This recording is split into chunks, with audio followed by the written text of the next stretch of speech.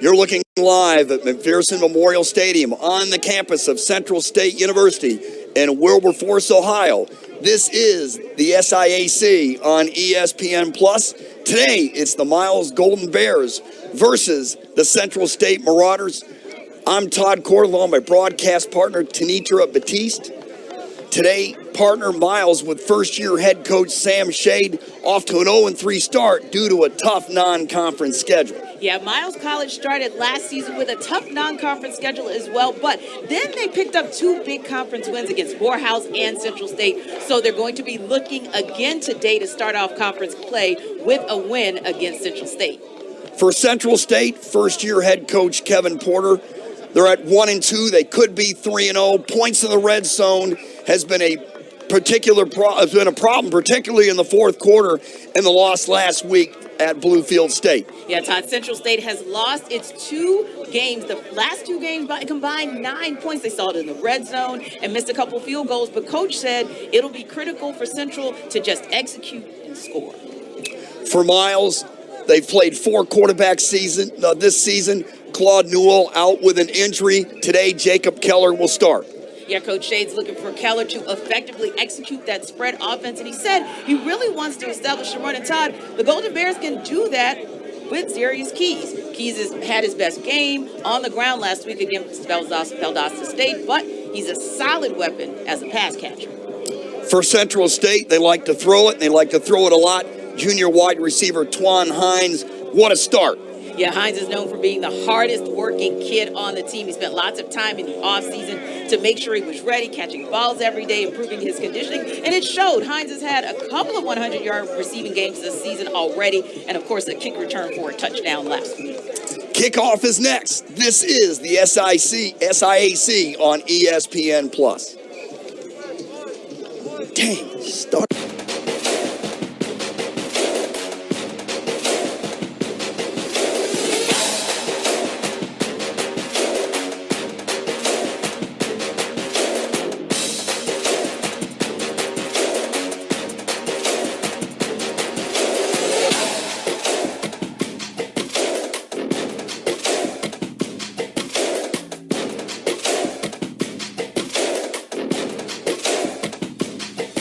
We're powering tomorrow, today. Georgia Power is investing in infrastructure to ensure a more resilient power grid, creating a balanced mix of hydro, solar, and nuclear energy, and installing high-speed EV charging stations across the state, giving Georgia's drivers the confidence to go electric. Because we know the carbon-free energy Georgia needs to prosper tomorrow will come from the tireless energy we put in our communities today. Georgia Power, powering tomorrow, today.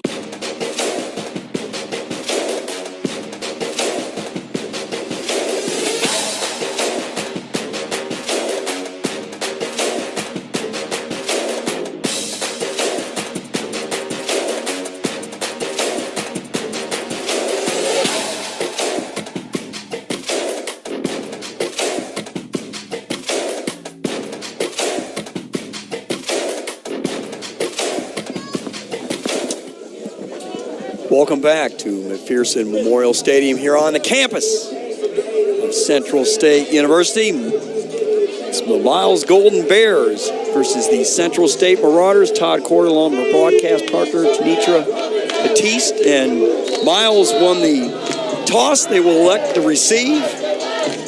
And we're underway here shortly. Jose Chairs will kick off for Central State. Back to receive for Miles will be Gadarius Brown and Jalen Peterson. And we're underway as it goes out back of the end zone. And we'll start our first possession of the game. Yeah, it's one of those days that's a little bit overcast here in Ohio, but definitely you see some spirited and sunshine kind of coming through, that kind of energy. Definitely on the Central State sideline, a little bit on Miles College sideline. So hopefully we'll see some of that energy to kind of pick things up with a little bit of an overcast sky.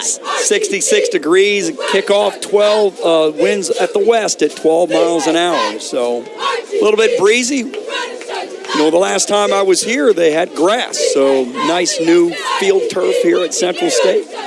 as we're underway. Keller with it. He'll cross the 25 out to about the 27, 28-yard line. Brought down there by Mike White, who had a heck of a week last week for Central State.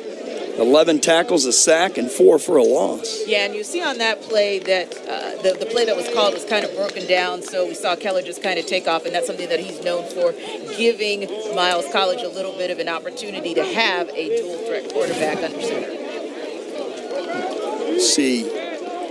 We have a little Keller bit is down.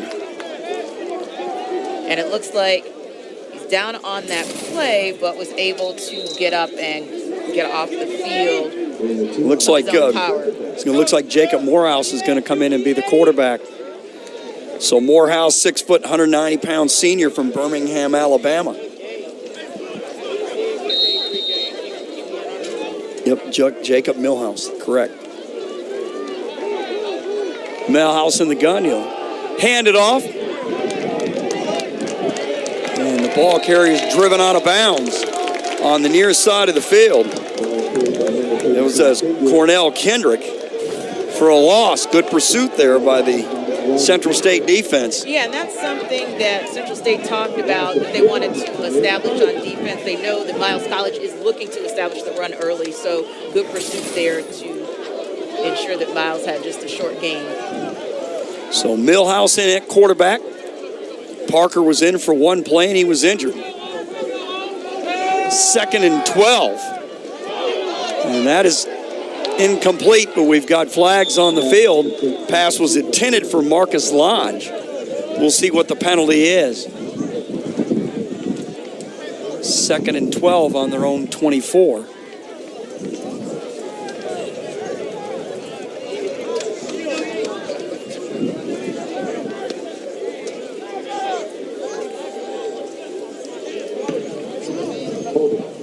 It's going to be holding against Miles. That'll be a 10-yard penalty.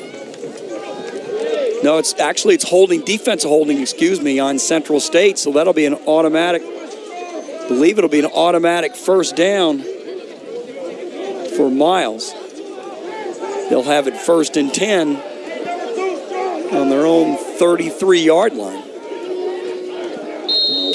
Millhouse in the gun. 2 to the far side, 1 to the near side. There's a handoff and stopped right there at the line of scrimmage. Several Marauders in on the play as Kendrick was, maybe he got back to the line of scrimmage. It'll be really close, depends where they mark it. It's going to be 2nd and 12.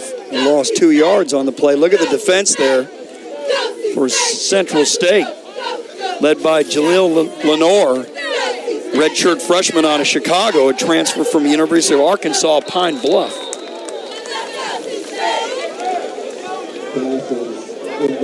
And that is incomplete from Millhouse, and it'll make it 3rd and long for Miles.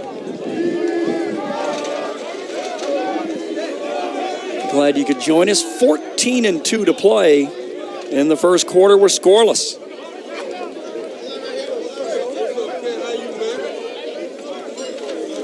So we mentioned in the pregame that, they're already short a quarterback and Claude Newell, and now with Parker out, it's Millhouse. Millhouse under pressure, and he's dropped. Good pressure there for Central State by Jamiashi Portis.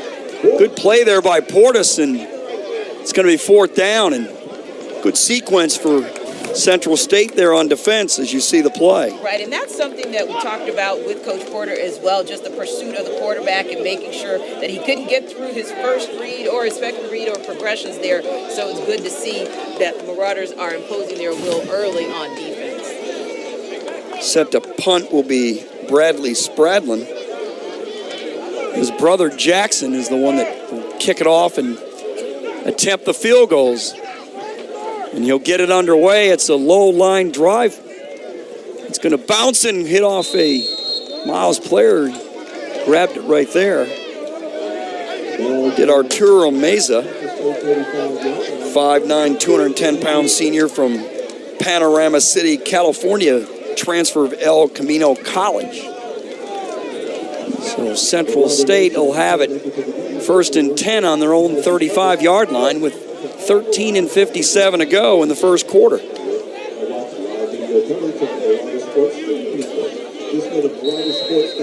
Brandon Kiles, 6'1", 205, junior quarterback from Rosenberg, Texas, transfer of Buena Vista College, Division III, as you see him roll out and get all the way up to the 44-yard line. And Kyle's under duress there on the very first play from scrimmage for Central State. But you'll see right here, he sees that he doesn't have any receivers open and just sprints out and gets to the sideline, but gets some good yardage, good chunk yardage on that first down. It'll be 2nd and 1 for Central State. Kyle's under the gun. He'll step up, throw it, and almost intercepted. Boy, he was fortunate there. As Austin Brundage, 5'10", 233-pound linebacker, graduate from Birmingham, Alabama. And you see that pressure up front, hurrying that pass from Kyles and just off the hands of a Miles College Golden Bear defensive. So we'll see what happens here now with 3rd and a short 1. 3rd and 1 is correct. 2 to the near side, to the far side, and we've got a whistle here. We'll see what it is. So it looks like we might have a Marauder player down. We do. Number 77, Donovan Barden. No, excuse me. That's not, check that. It's Richard Gaskin, 6'6", 320-pound graduate from Jacksonville, Florida.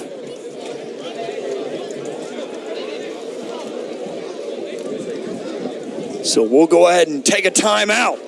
We're scoreless here on ESPN Plus.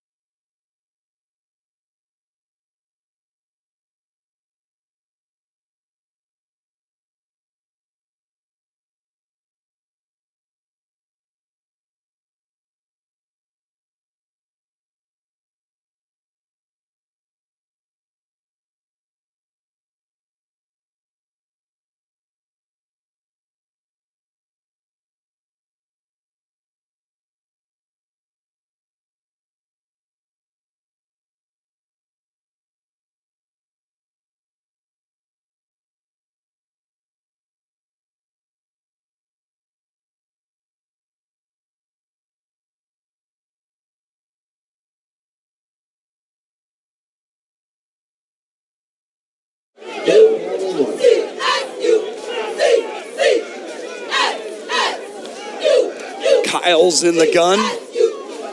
As Gaskins came off the field, he limped off the field.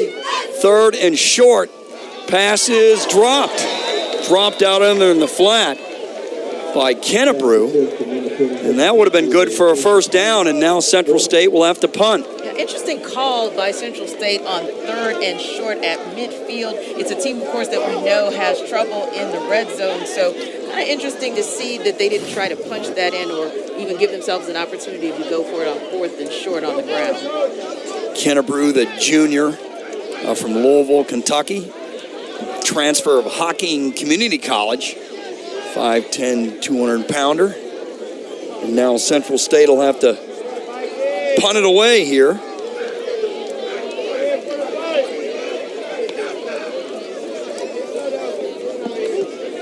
Is Hamidi Diallo. Will go ahead and punt it away, and he did. Now here's an excellent chance on a return here from Miles. May break it all the way. No, drop down at the 29-yard line is Gradarius Brown. And a tackling, saving touchdown there for Central State. Good return. And when we spoke with Coach Sam Shade earlier this week, he talked about the fact that he wanted to see the Golden Bears execute in all 3 phases of the game. And we see Gradarius Brown giving the Golden Bears some great field goal, some great position on the field, rather, for their second possession of the game. And a lot of good blocking and protection from the special teams unit for the Golden Bears. Jordan Chestnut saved a potential touchdown. There's a handoff to Keys, still on his feet. He'll scoot all the way down to the 23-yard line. And Gradarius Brown set that up, the junior from Linden, Alabama, Linden High School, on the return. It'll be 2nd and 6 for Miles on the Central State 24-yard line.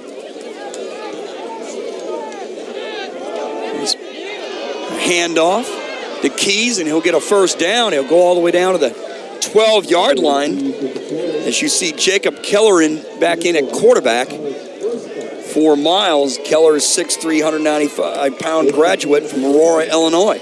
Good to see Keller back in the game because, of course, we know that there's been a QB carousel for Miles College this entire season. He, of course, got hurt on that first play of the first drive back into this game. And let's see what Keys can do on the ground. Keys again on the handoff on the carry for first down. It'll probably 2nd and 8 now, just outside the Central State 10-yard line. He's Keller in behind center. He was injured on the first play of the game, and now he's back here in the second offensive series for Miles. He'll hand it off to Keys. Keys cutting and turning and twisting, and he'll get all the way down to the Central State 8-yard line. It'll be 3rd and 5. Some good play calling on the part of Miles College in the now getting into the low red zone and really getting some good blocking and some good winning of the trenches on the part of the Golden Bears O-line. Portis in the end of that play, 210-pound linebacker, freshman from Akron, Ohio, Massillon High School. Here's a critical play for Miles. Nope. Oh, there's some miscommunication there. I believe Keys was supposed to take that handoff, and Keller took a huge hit. Good play there for Central State defensively, and now they'll be forced to kick a field goal. Yeah, look at the miscommunication. And that may just be one where you're out of the game for the first possession. You come back the second possession, and like you said, just a miscommunication. But more importantly, the D lineman that we heard about, Mike White, making his presence felt early. Bundridge on the tackle. This is a 30-yard field goal attempt. It's up, and it is no good. Wide left.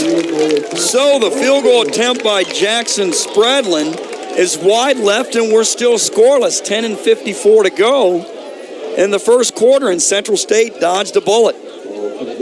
Dodged a bullet indeed. So look at the snap, the hold, it's good, but not the field goal. And we talked a little bit about that with Miles College earlier. They have had some challenges with their kicking game, so we'll look to see if that's something that's going to loom large as this game goes on.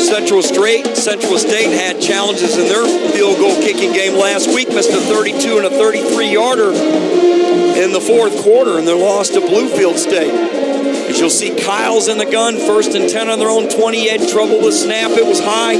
Kyle's trying to get away. Does 25, 30, 35, and he'll go out of bounds at about the 39-yard line.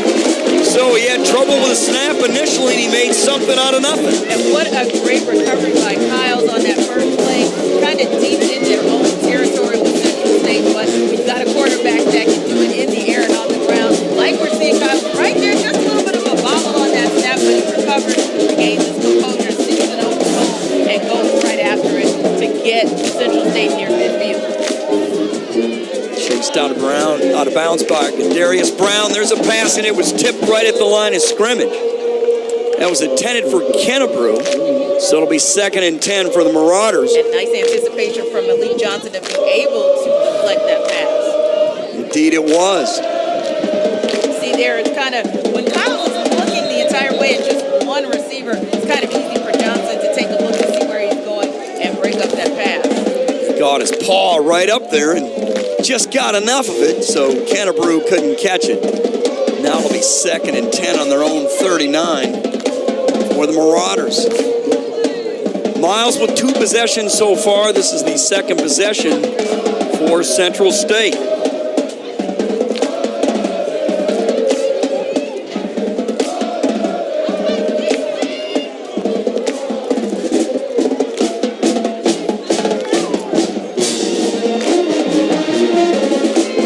Waiting for the officials here.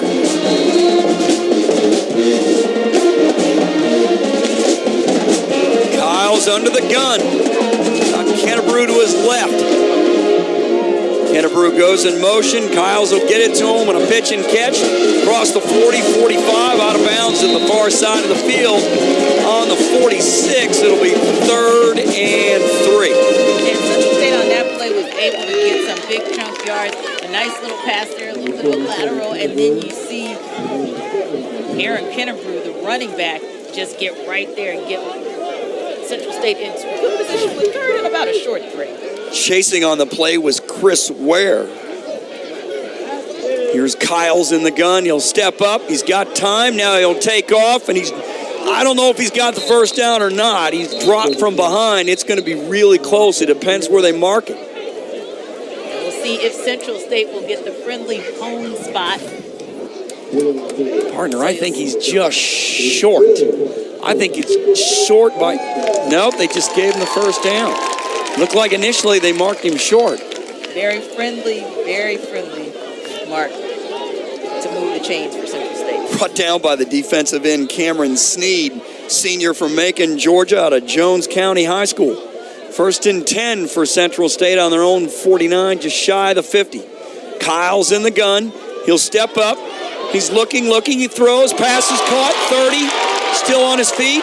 All the way down to the 27-yard line. That'll be good for a Central State first down. And that was caught by Brandon Brock, 5'10", 160-pound junior from Norfolk, Virginia. Transfer from Los Angeles Pierce Community College. And you see there Brock able to dodge a couple of tackles, but more importantly, Kyles was able to really stand in the pocket. His O-line giving him a lot of good protection so far this afternoon. Kyle's in the gun, looking, down the field. Is it caught? No, it's incomplete. Twan Hines had it knocked away from him by the last minute, the junior from Dayton. Good defense by the Golden Bears here. And you see there, once again, Kyle's getting plenty of time to throw that ball, and it's up, but right at the last moment, it gets broken up, and you love to see that, especially with your secondary turned around just at the final second, breaking up that play. Broken up by Jarius Grayson from Huntsville, Alabama, the graduate. May Jenison High School. Here's Kyle's with it. He'll step up.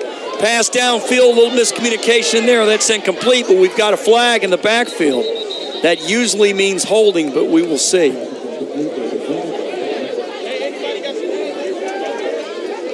Tried to get it there to Brock, who comes off the field limping.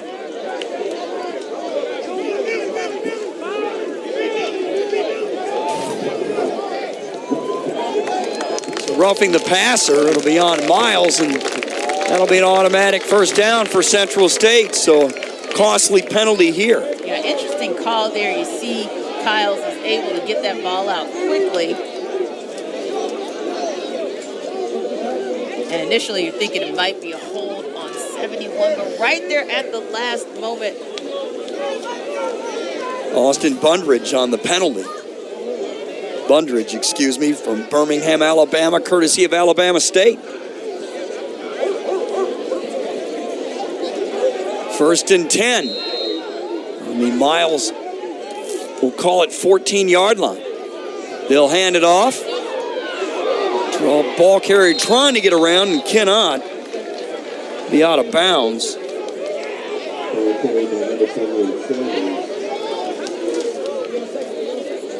And it's going to be second and, 9 for Central State. Excuse me, second and 12. He lost 3 on the play. Byron Milligan on the carry. Good defense there by Miles. There's Kyles again on the pass. That's caught there by Kenydus Hollins. That'll be short of the first down. They'll mark it at the 12-yard line. And it's going to be about 3rd and 7. 8:58 to go in a scoreless first quarter. Miles missed a 30-yard field goal on their last drive. Kyles in the gun. He'll step up. Pass, caught, touchdown. Touchdown, and that's Twan Hines. That's the guy you expected Central State to go to get their first score of the day. Hines, of course, we talked to Coach Porter, and he talked a lot about the fact that he worked on his ball handling skills and being able to run his routes. You saw right there, just a beautiful opportunity for him to show all of that off-season conditioning that he's been able to do. But again, look at Kyle.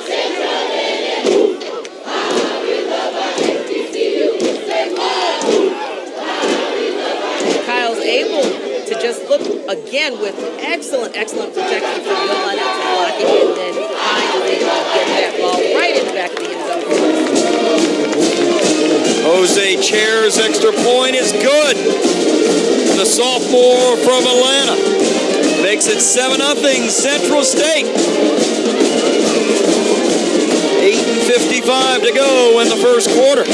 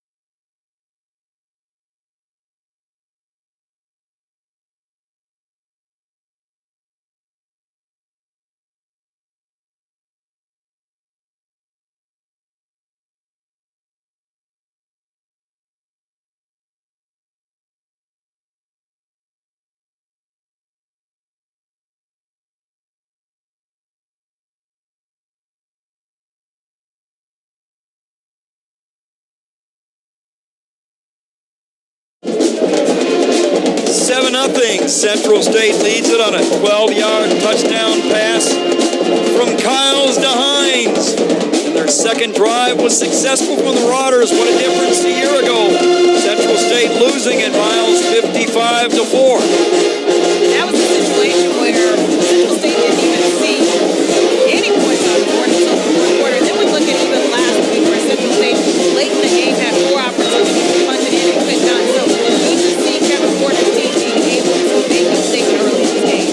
Parker, you and I had that game last year, and Central scored. Central State scored on a safety, and then took a 2-point conversion the other way for their other points. And what a difference a year makes. And to me, it's the passing game for Central State in bringing Kyles over from Buena Vista. Yeah, Kyles indeed was very poised in the pocket on that last possession, but also he got excellent protection and blocking from his O-line. And I think it's going to be critical to see who wins the battle in the trenches this game. Cheers was set to kick it off. Set deep for Miles is Jalen Peterson. And it's going to be Dante Franklin, the junior from McCalla, Alabama, from McDory High School. 7-0 Central State. Let's see if Miles can come back and make a statement.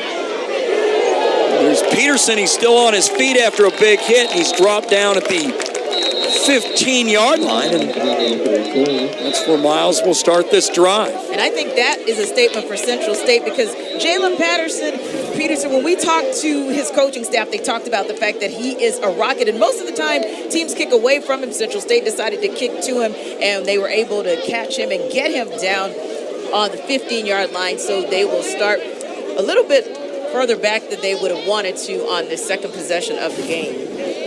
Real good tackle there.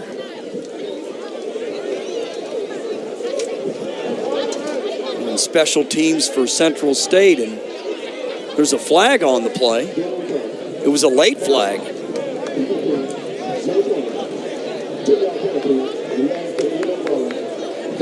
Called holding.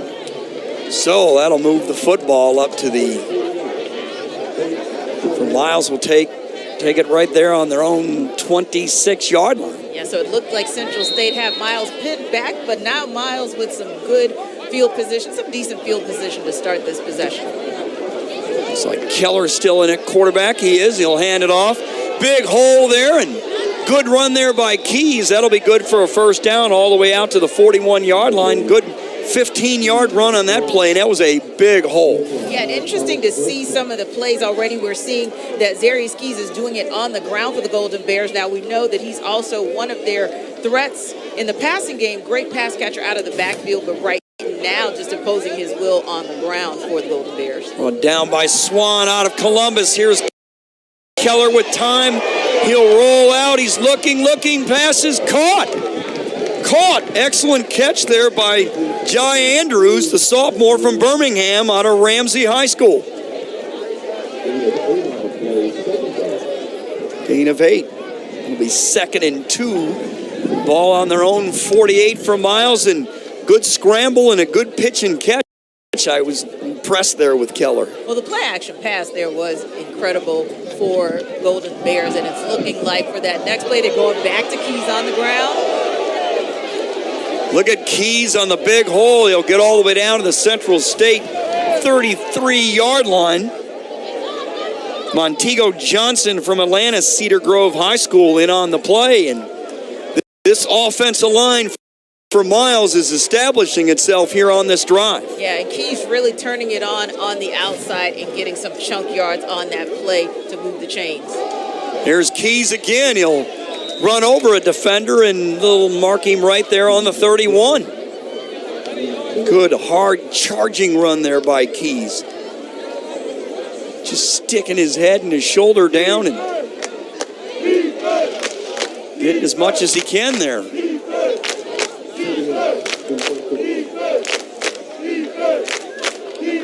Keller in the gun. Has Keys to his left, 2 to the near side, 2 to the far side. There's Keller. He'll step up, and that was miscommunication there.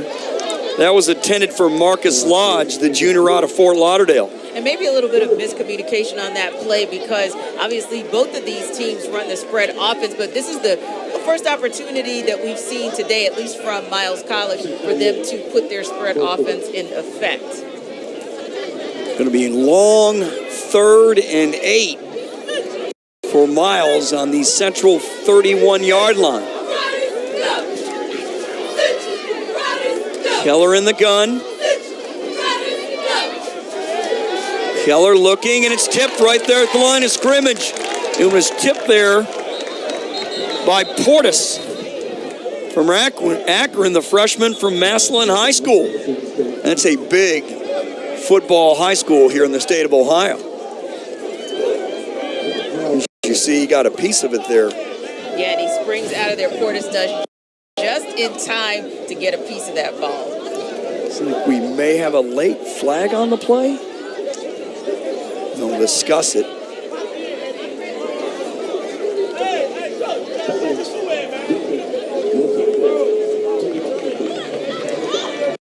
That's a second holding penalty on this drive. One was on the kickoff.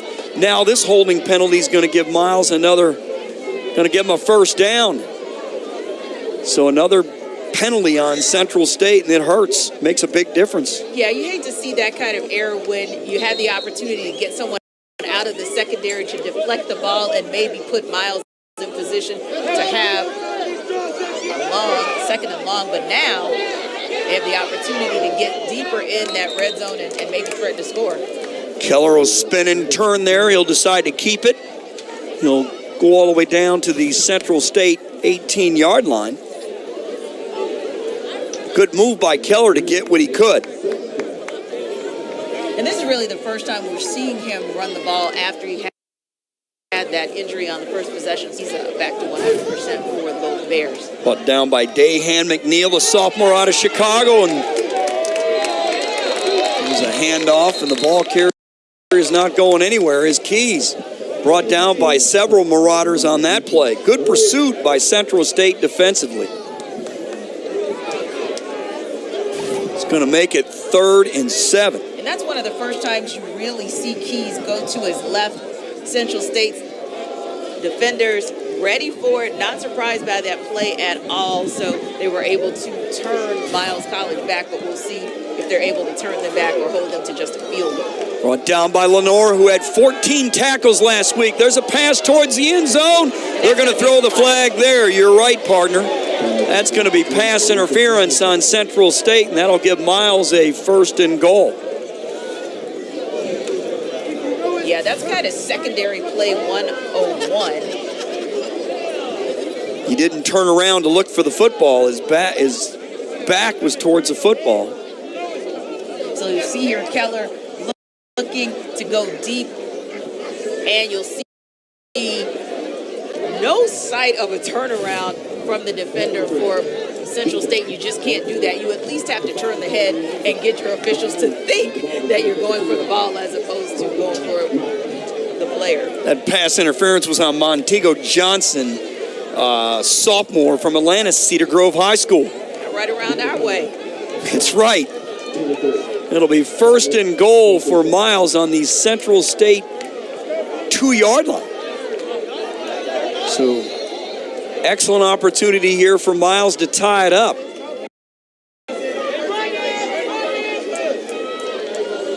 They'll hand it off, and the ball carrier's not going anywhere. No chance. Good pursuit by the defensive line there by Bundridge and company.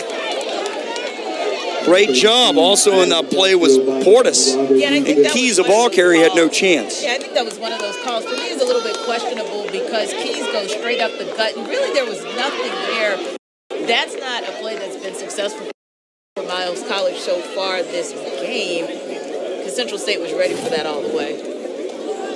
The ball, Keys on some of his big runs earlier was able to bounce it outside a little bit. And outside to the right. Right. This was to the left, and I don't know if he's in the end zone here. This is really close. Touchdown. It is going to be a touchdown for Miles and Keys. So the two-yard touchdown makes it 7-6 with the extra point coming. And that's what happens when you have a battle in the trenches, and it's mano a mano. Miles College O-line, Central State D-line, and who's going to win that battle? Well, it looks like on that particular play, Miles College won the battle, and Keys is able to punch it in for the score. The extra point is good. Right down the middle by Jackson Spradlin, and we're tied up all at 7. We don't have the time. It's on the field. So we're all tied up here in the first quarter, and for the third drive for Miles, that did the trick. They finally got it in. They missed a field goal earlier, so we're at 7.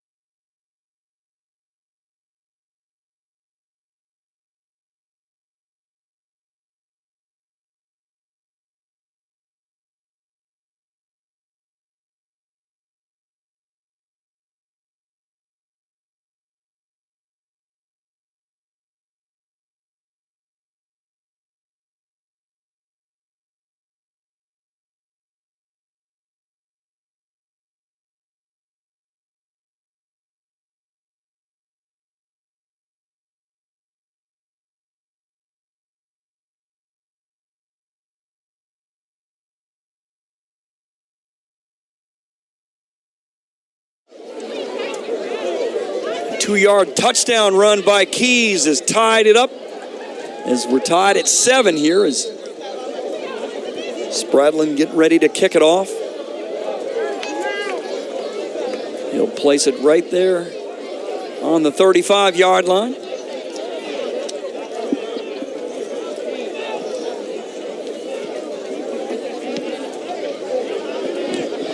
Going to be caught right there at the 23. Ball carrier evades one guy and goes out to the 26-yard line, or excuse me, the 30-yard line. That was Michael Lowe, number 26, the junior out of Lexington, Kentucky, the transfer from Mississippi Gulf Community College.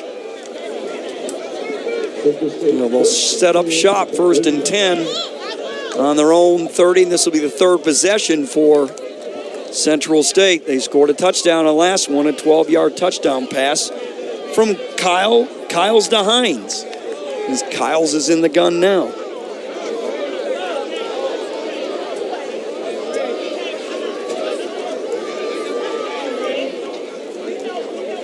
Kyles with time. He'll step up. He'll evade a tackle. Comes out to the 40-yard line, and he's tackled right there. Kyle's looking more like Kennebrew on that particular play. He gets ready to throw from the pocket, and the pocket breaks down, so he just takes off, and he breaks out of one tackle and then breaks to the sideline to give Central State the first down. Going down by Grayson. Here's Kennebrew with it, trying to get to the outside. He can't. Maybe 2 yards on the play, and good tackle there by Ware. Good open field tackle. They'll give him a yard. It'll be 2nd and 9 on their own 42-yard line. Again, we do not know how much time is remaining in the first quarter. Time is kept on the field right now. Kyle's in the gun. Kyle's downfield and a little miscommunication there. It was intended for, we believe, Michael Lowe. And now it'll be 3rd and 9.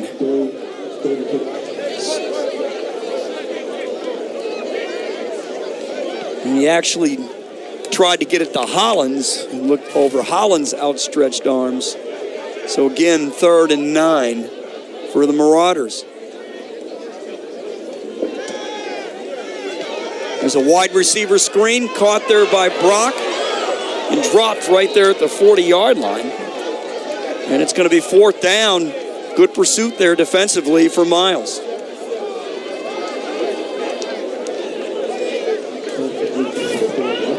And again, you'll see on that play that Miles was ready for it. That was a little check down throw from Central State, little check down throw from Kyles. But again, pretty much no gain on that particular play. So now the ball goes back to Miles College. Brought down by Zion Sharp, the sophomore from Birmingham out of Ramsey High School.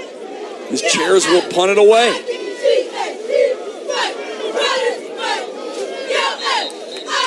And now we'll get a whistle, and we'll get a timeout by Central State.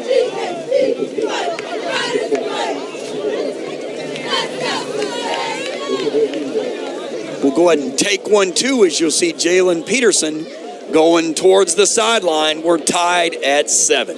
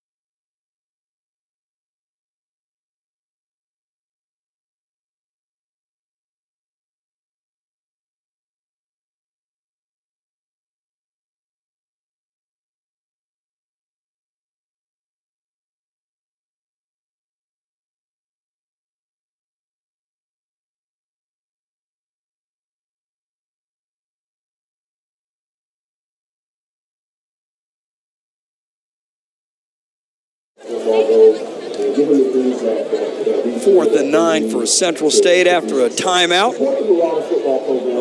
Punt it away here. Actually be 4th and 11, all on their own 40-yard line.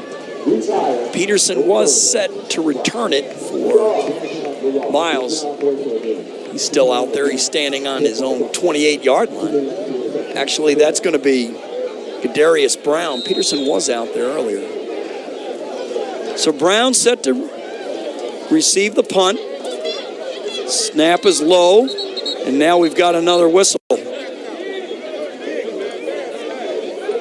low line drive kick. Did his knee hit the turf?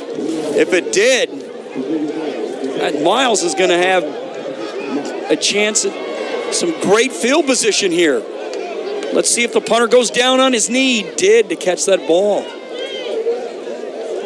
And that's one of those rare miscues that you see off of special teams. It was something that really both coaches talked about, but Amadi Diallo, his knee hits the ground just before the punt gets off. And that is going to give Miles College some excellent field position to start the second quarter. First and 10 on the Central State 28, and Diallo would like to have that back. There's the handoff to Keys, big hole, churning them legs, and he'll go all the way down to about the 25. The way that play developed at first, I thought it was going to be a big gainer, but Central State defensively recovered pretty quick there. Yeah, and we've seen Central State stop this play so far this entire game. You see Keys trying to go up the gut, but it's just not there. It hasn't been there for him so far this afternoon. Brought down by Kenyon Smith, freshman defensive line from Cincinnati, Ohio, Northwest High School, just down the road. Keller on the handoff to Keys. He evaded one defender, and now it's down to about the 20 of Central State. It's going to be third and 3, a short 3. And Coach Porter's gone pretty conservative so far on this particular drive. So you say, partner, that it's a short 3rd and 3, but it kind of will be interesting to see about the play calling here. This might be also an opportunity for Miles College to go for the end zone. Maybe Keller will run it on a draw. Nope, it'll be a reverse. It's going to go to Franklin, and does he have enough for the first down? It's going to be close. He's got it. Dante Franklin got it. The junior got Miles a first down. And you'll see a quick little pitch and catch there. Caught Central State a little off guard, turns that ball up to the right side and then up the field to move the chains for the Golden Bears. Down by Lenore again, and this freshman is outstanding for Central State. Unfortunately, was too little too late for them. Here's Keller. He'll fake it and throw it, and caught behind the line of scrimmage. Peterson will spin and turn, and he'll get all the way down to the Central State 11-yard line, so it'll be a gain of maybe 3 or 4. That was a bit of a dangerous pass by Keller, but he gets it off and just stays behind the line of scrimmage. And we'll look to see there, it almost looked like Peterson's knee was on the ground there, but I think it I was. think they're actually reviewing They it. are reviewing it. You're correct, and we'll take I thought we were going to take a look at it again. We have 1 second remaining in the first quarter. Let's take a look at it. This is really Keller close. fakes that handoff, pitches it off to Peterson, and he catches it, but the knee looks like it hits the ground before the catch is complete. You see it right there again. It's so close. Now it's going to be second down, so they're going to give him the catch, and Keys with it down to the 5, all the way down to the 3-yard line. Another big hole from the left side of the defensive line, and we also have a late flag on the play. That's correct. Big hole on that left side. Miles starting to insert itself with the running game. And you see a little cheering from the Golden Bears O-line there, so you got to think that that's going to be a penalty on the Marauders, and it is. It is, a hit right to the head. So that's going to be, they'll move it half the distance, and it'll be first and goal. Let's see where they'll mark that. Looks like on the 3. Yep, just inside the 3-yard line. So Miles College with 4 more tries to punch it in and take the lead in this game. And we saw them able to punch it in from the 2-yard line on their first score. Let's see what they get done here. The I formation here. Hand it off to Keys, and I don't know if he got in. It's really close. I think he's short. Good surge by that Central State defensive line. I think he's short. He is. Look there, and Keys kind of takes that jump a little bit far from that 3rd-yard line, the 3-yard line, so Marauders able to get right in there and stop him just short of goal line. That's the end of the first quarter. Stopped there by Montego Johnson and company. And we're tied at 7, but Miles on the doorstep to start the second quarter.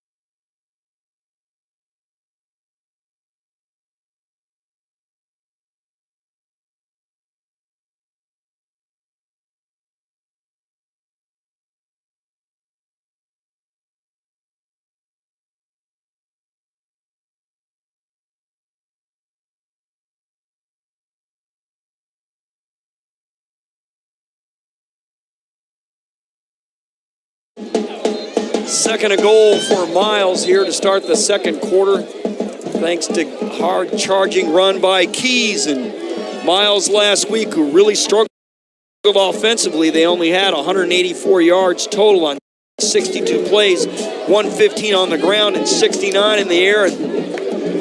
Let's see if they can get it in here and get their second touchdown of the day and get to take the lead. Keller under center. He'll hand it off to Keys. Is he in? That second effort?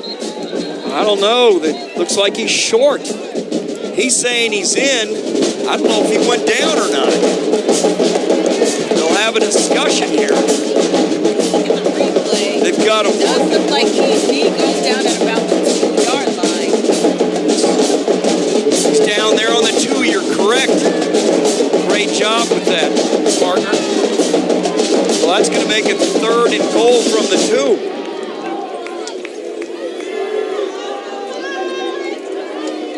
So now let's see if Central State can make a defensive stand here. Keller under center. They're in the I formation. He'll fake it. He'll roll to his left. Caught. Touchdown. Touchdown for Central State. Or excuse me, for Miles. And that's Lead. Taja Lead. 6'2", 250-pound junior from McCalla, Alabama. Gives Central State, Miles a 13-7 lead over Central State, waiting for the extra point. That's definitely a gutsy call on the part of Sam Shade, because you're still down there with 3 and 2, but understanding that Central State was having a good time of just pushing Miles College back in the trenches. You see the extra point there is good, so Miles now with their first lead of the quarter, first lead of the second quarter. But again, gutsy call on the part of Sam Shade to decide, hey, we'll go ahead and put this thing in the air to get the score. Good fake on the play action by Keller. We'll be back.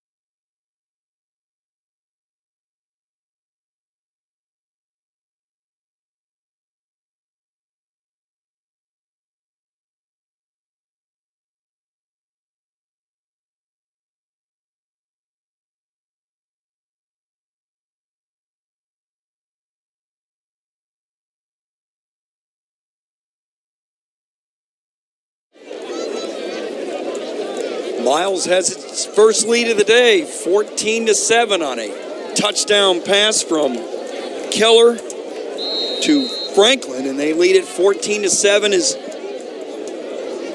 Jackson Sprandlin will kick it off for Miles. First lead of the day. Central State took a 7-0 lead in the first quarter on a 12-yard touchdown pass from Kyles to Hines. And that'll go out of the end zone. Good kick and no return. Well, I tell you, this is a total contrast from a year ago.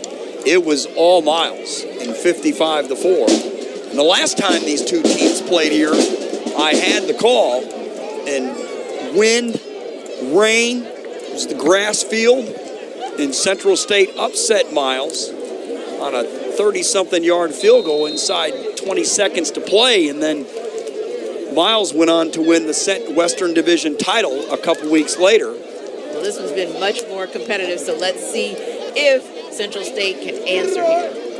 Miles won that Western Division title at Tuskegee on a great defensive effort, 21-6. There's a pass that's caught by Wash. Good pitch and catch there. It's going to be 2nd and 4, ball beyond the 31-yard line. Yeah, you'll see there Keller, like you said, with that quick throw out to Wash, but also a number of Golden Bear defenders waiting to take him down. Brundage on the tackle, and he's the leading tackler for Miles this season, and we've already called his name several times. You'll see the swing pass to Kennebrew. He'll muscle his way out to about the 36-yard line. That's really close to the first down. I think he's got it, and he does. So it's going to be, well, they were going to move the chains. I think now, yes, it is going to be a first down. For a moment, they were going to call him short, but he crossed that 35-yard line. They'll place it on the 36, and again, we're having problems with the clock. We're in the second quarter. Kyle's with it. Kennebrew in motion. Kyle's plenty of time. He'll step up. He'll take off with it, and he'll be driven out of bounds right there on the 37-yard line. Crowd wants a flag. They're not going to get it. Driven out of bounds there by Ware. They wanted a late hit, but I didn't see anything late there.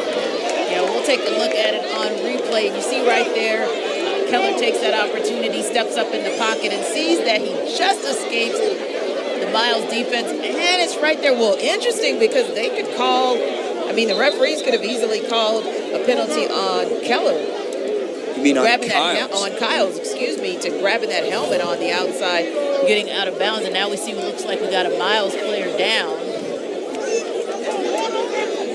I believe that's it is. It's Ware. So Ware is down, and he probably got injured on that play on the Central State sideline, and I think it was one of those plays where they were just hanging on to each other. They really didn't want to call a penalty. So each player's momentum took them out of bounds. That's probably why they didn't make the call. We'll see here. It's going to be 2nd and 8 for Central State on their own 43-yard line after the officials' timeout. We're ready to go. Kyle's in the gun with Kennebrew. 3 to the far side, 1 to the near side. 2nd and 8. Kyle's steps up in a pocket. He'll take off. He'll cross the 45 out to the 46-yard line. Actually, they're going to mark him. They're going to mark him right at the 48, and that'll be good for a first down. Brought down there. I'm sorry, partner. Brought down there by William Hardy.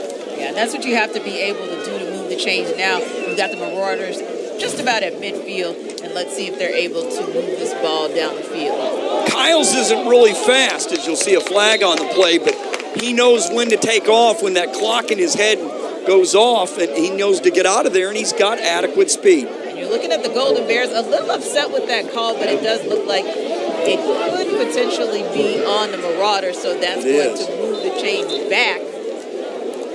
It's going to be a penalty on Central State. They'll mark them back 5 on the play, illegal procedure. As you'll see, Hardy will go off. He's a little banged up on the far sideline now as he comes off the field. So now it's going to be 1st and 15 on their own 43 for Central State. Kyle's in the gun. He has Kennebrew with him. Another costly Central State penalty. They've had a few today. Kyle's with it. Got a man, he threw it way short. He had a man open there, and he had Wash open, and he underthrew him severely. Yeah, that's one of those where you see Kyle's looking, goes to his first read and then to his second, and it's just not there. Maybe he gets that ball rushed because of that pressure coming from the Golden Bears. The pass was closest to Jamarius Brown, from sophomore from Mobile, Alabama, Theodore High School. Kyle's looking, pass is caught. Crossing the 50 all the way down to the Miles 45-yard line is Brandon Brock, and that's good for a first down. Good pitch and catch there.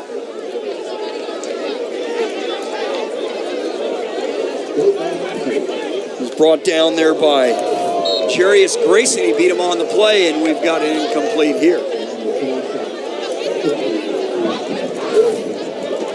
So this will be interesting here. It'll be 4th and 2. And you see, they want to hurry up. Trying to go for tempo there, but ball again thrown low by Kyles.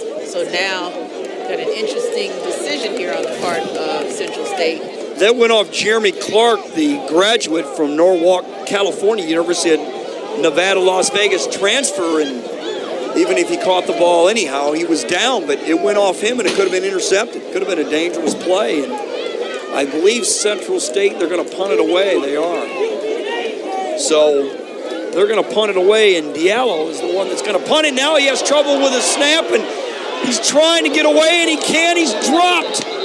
He's dropped, and great pursuit by Kadarian Jones, the junior from Donaldsonville, Louisiana, from Donaldsonville High School. And look at Miles, all smiles now on the sideline, as they're going to have great field position in Central State territory. Yeah, and that's kind of the miscue you cannot make on special teams. Got an opportunity to pin the Golden Bears deep in their own territory, and then there's a bobble snap there, and you see that Miles College is able to even push the Marauders all the way back, and now they have good field position on the opposite side of the field. That's the second time they've had a problem with the punt. The first one, his knee was down, give Miles great field position, and the second one here on the fumbled snap, and Miles again has excellent field position. As you see, Keys will go down to the 35-yard line on the carry. And that's the second north-south run of the game that we've seen Keys be able to be successful on. So now you're seeing the Golden Bears start to kind of wear out that front four of the Marauders. Here's Keller in the gun. He's going deep. He's got a man. That's Peterson, and that's out of bounds. That had no chance. Good defensive play there for Central State. Good position by Montego Johnson. Yeah, when you look at that play, you see plenty of time for Jacob Keller to get that ball down the field. But you see, that's one of those that also is kind of a little bit of a jump up, even though, like you said, that probably would have gone out of bounds and been an incompletion. But still a jump ball there, and good defense on the part of the Marauders. Johnson had excellent possession. Going to be third now, and a long 5 for Keller and company. Pass caught along the near sideline, and the ball carrier is going to be driven right down at the 32-yard line. On that catch there was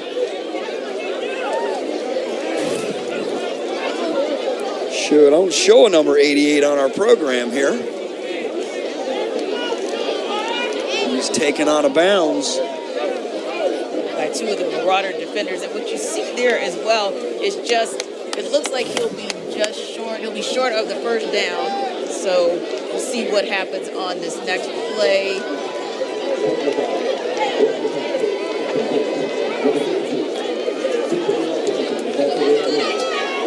Another costly penalty on Central State, and this time it's for roughing the passer, and there it is. Yeah, and you see right on there number 52. at the end of that play, you see one of those, like you said, one of those costly penalties. Mike White, who's actually been stellar for the Marauders, makes that mistake and allows Miles College the opportunity to move the chains. Mike White had 11 tackles, 1 sack, and 4 tackles for a loss last week as Miles has first down on the handoff.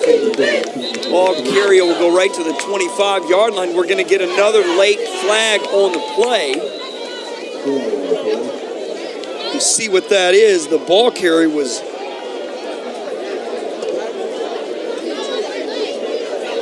I believe it was Blackman on the carry, but he's listed as a corner. We'll see if the replay will tell us on the carry, and we'll see what this late flag is about. A lot to unpack here. It's on Central State again, a personal foul. Face mask. Central State is setting the drive up on a tee for Miles. These personal fouls and penalties are just hurting them. You could see who the ball carrier was on the last play. That's the second infraction on the part of the Marauders on this drive to extend it. They could have essentially held the Golden Bears to a field goal, but now we're talking first and goal. Keys is in at tailback, so this will be first and goal for Miles on the Central State 7-yard line, and they're in business, leading 14-7. Here's Keller looking. He'll roll out to his right. He's got a man. It's caught for a touchdown. That's caught there by Marcus Lodge. And now it's 20-7, and you can see the Miles sideline just thrilled as they're able to take care of these, take advantage of the Central State miscues.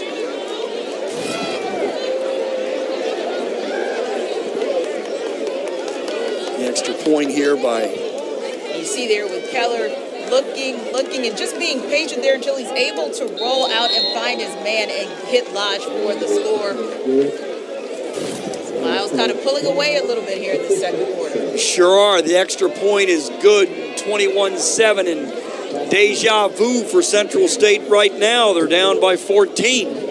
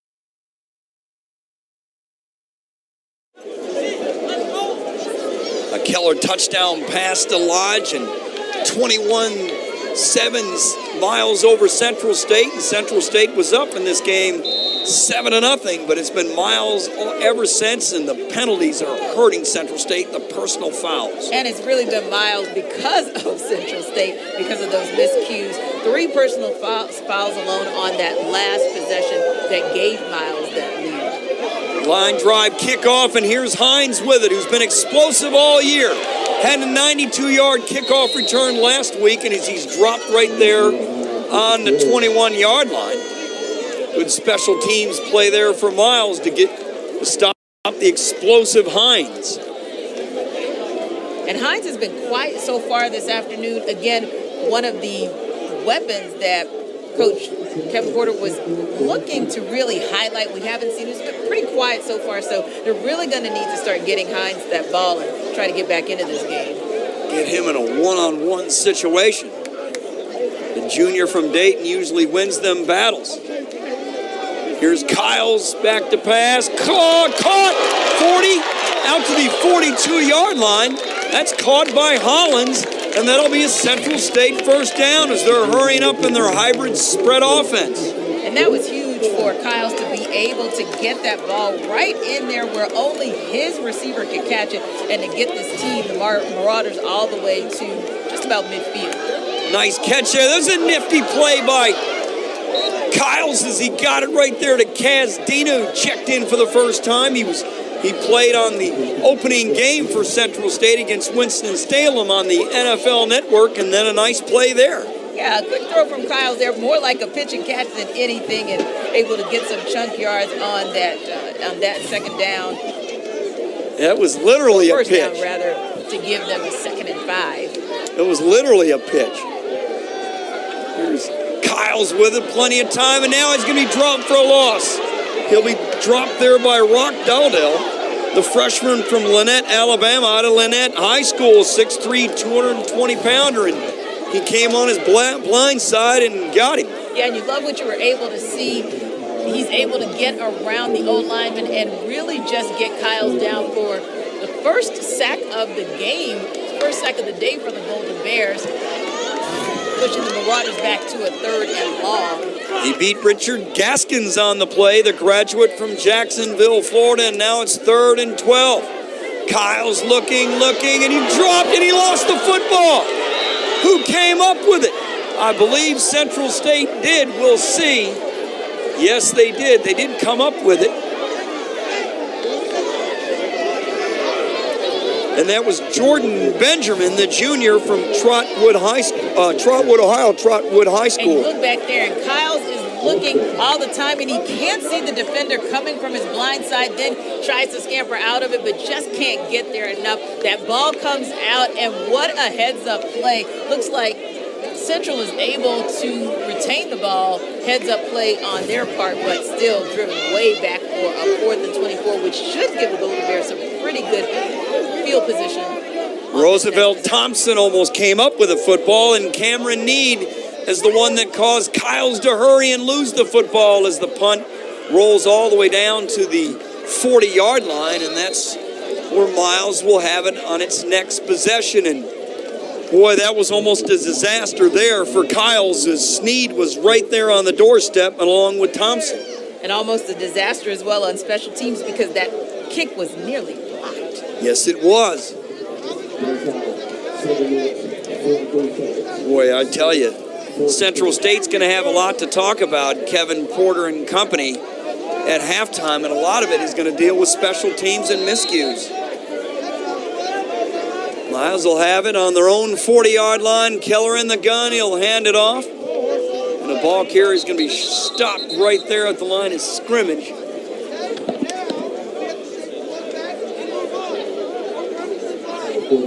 And that's the ball carrier there was Blake Speed, redshirt freshman out of Olive Branch, Mississippi, Lewisburg High School. And good stop there defensively by Lenore for Central State. It'll be 2nd and 10. We don't know how much time is remaining in the second quarter. Here's Keller with it on the handoff again. The ball carrier is Speed, and he goes nowhere. Good pursuit on the Marauders' defensive line there, led by Portis and company. 3rd and 10. McKees has really been busy. They're giving him a spell here on this drive. They're not going to bring him in here on 3rd down. And Keller will have him out there with him. He's to the left. Keller in the gun. Here's big pursuit, and had to get rid of it. Great job there by... And that was one of those plays where you really wanted to see Mike White in post as well. You look back and you see the Marauders bringing pressure up the middle, And you see that Keller is trying to buy himself some time, but you can't quite get around the D lineman, and Keller goes down. Sure did, and Donovan Barden was beaten on that play by Mike White, and now it's going to be 4th and long. For Miles will have to punt it away, and what a critical defensive possession for Central State. Indeed, it was something that the Marauders needed, a 3 and out for this particular, especially after the miscues that could have happened on and did happen on that last drive. They definitely needed to get their defense off the field quickly, get this offense back on the field to get some points on the board. The defensive line was sensational on that stop there for Central State, led by Mike White and company, as the punt just goes out of bounds into the end zone. So Central State will have it on its 20-yard line, down 21-7 here in the second quarter, and they need points and need them in a hurry. And the difference between now and a year ago is Kyle's in this passing game, and you and I are waiting for Hines to get one. Yeah, he's been well defended this entire afternoon, so if the Marauders are able to fight their way back into it, it'll be because Hines is able to spring free. You look at Hines against Winston-Salem State, 7 receptions, 104 yards and a touchdown, 81-yard kickoff return on the game that was on the NFL Network. Then against Lincoln, he had 9 receptions for 144 yards. As Kyle's go back to pass, and it's caught by Brock. He'll spin and turn away and go out of bounds at the 27-yard line, and that'll be close to a first down. It'll be short by a couple. And another penalty. Yep.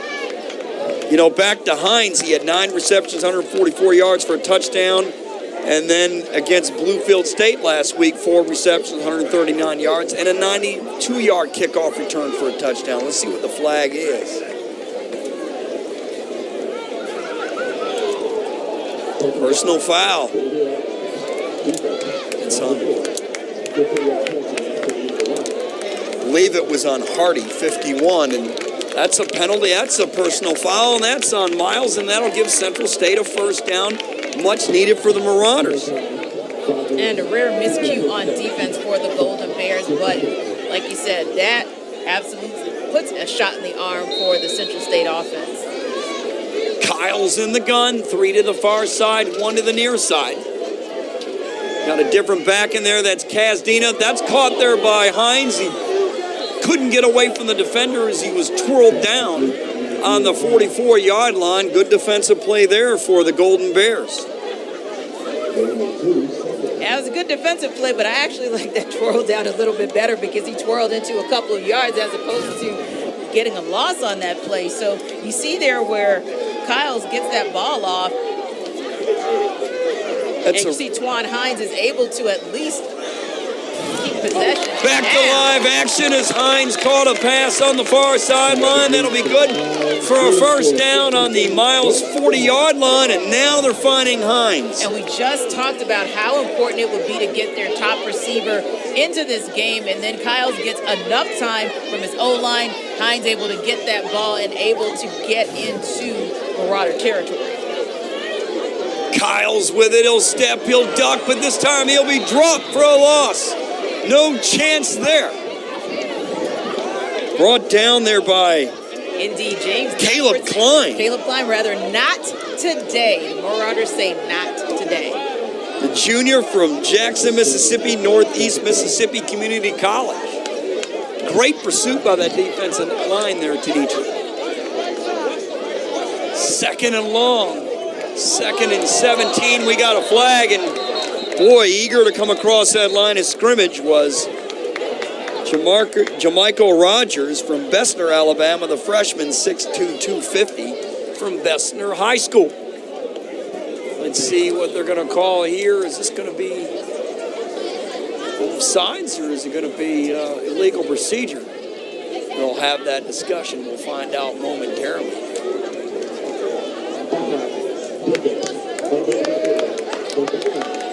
There you go, offside. So that'll help Central State out. Instead of 2nd and 17, it'll be 2nd and 12 on the Miles 42-yard line. We're trying to get confirmation how much time is remaining in the second quarter. Time is being kept on the field. There's Kyles with it. He's looking, plenty of time. Now a big drop. And he's dropped there by Kadarian Jones. And look at that Miles defense celebrating there, and as they should.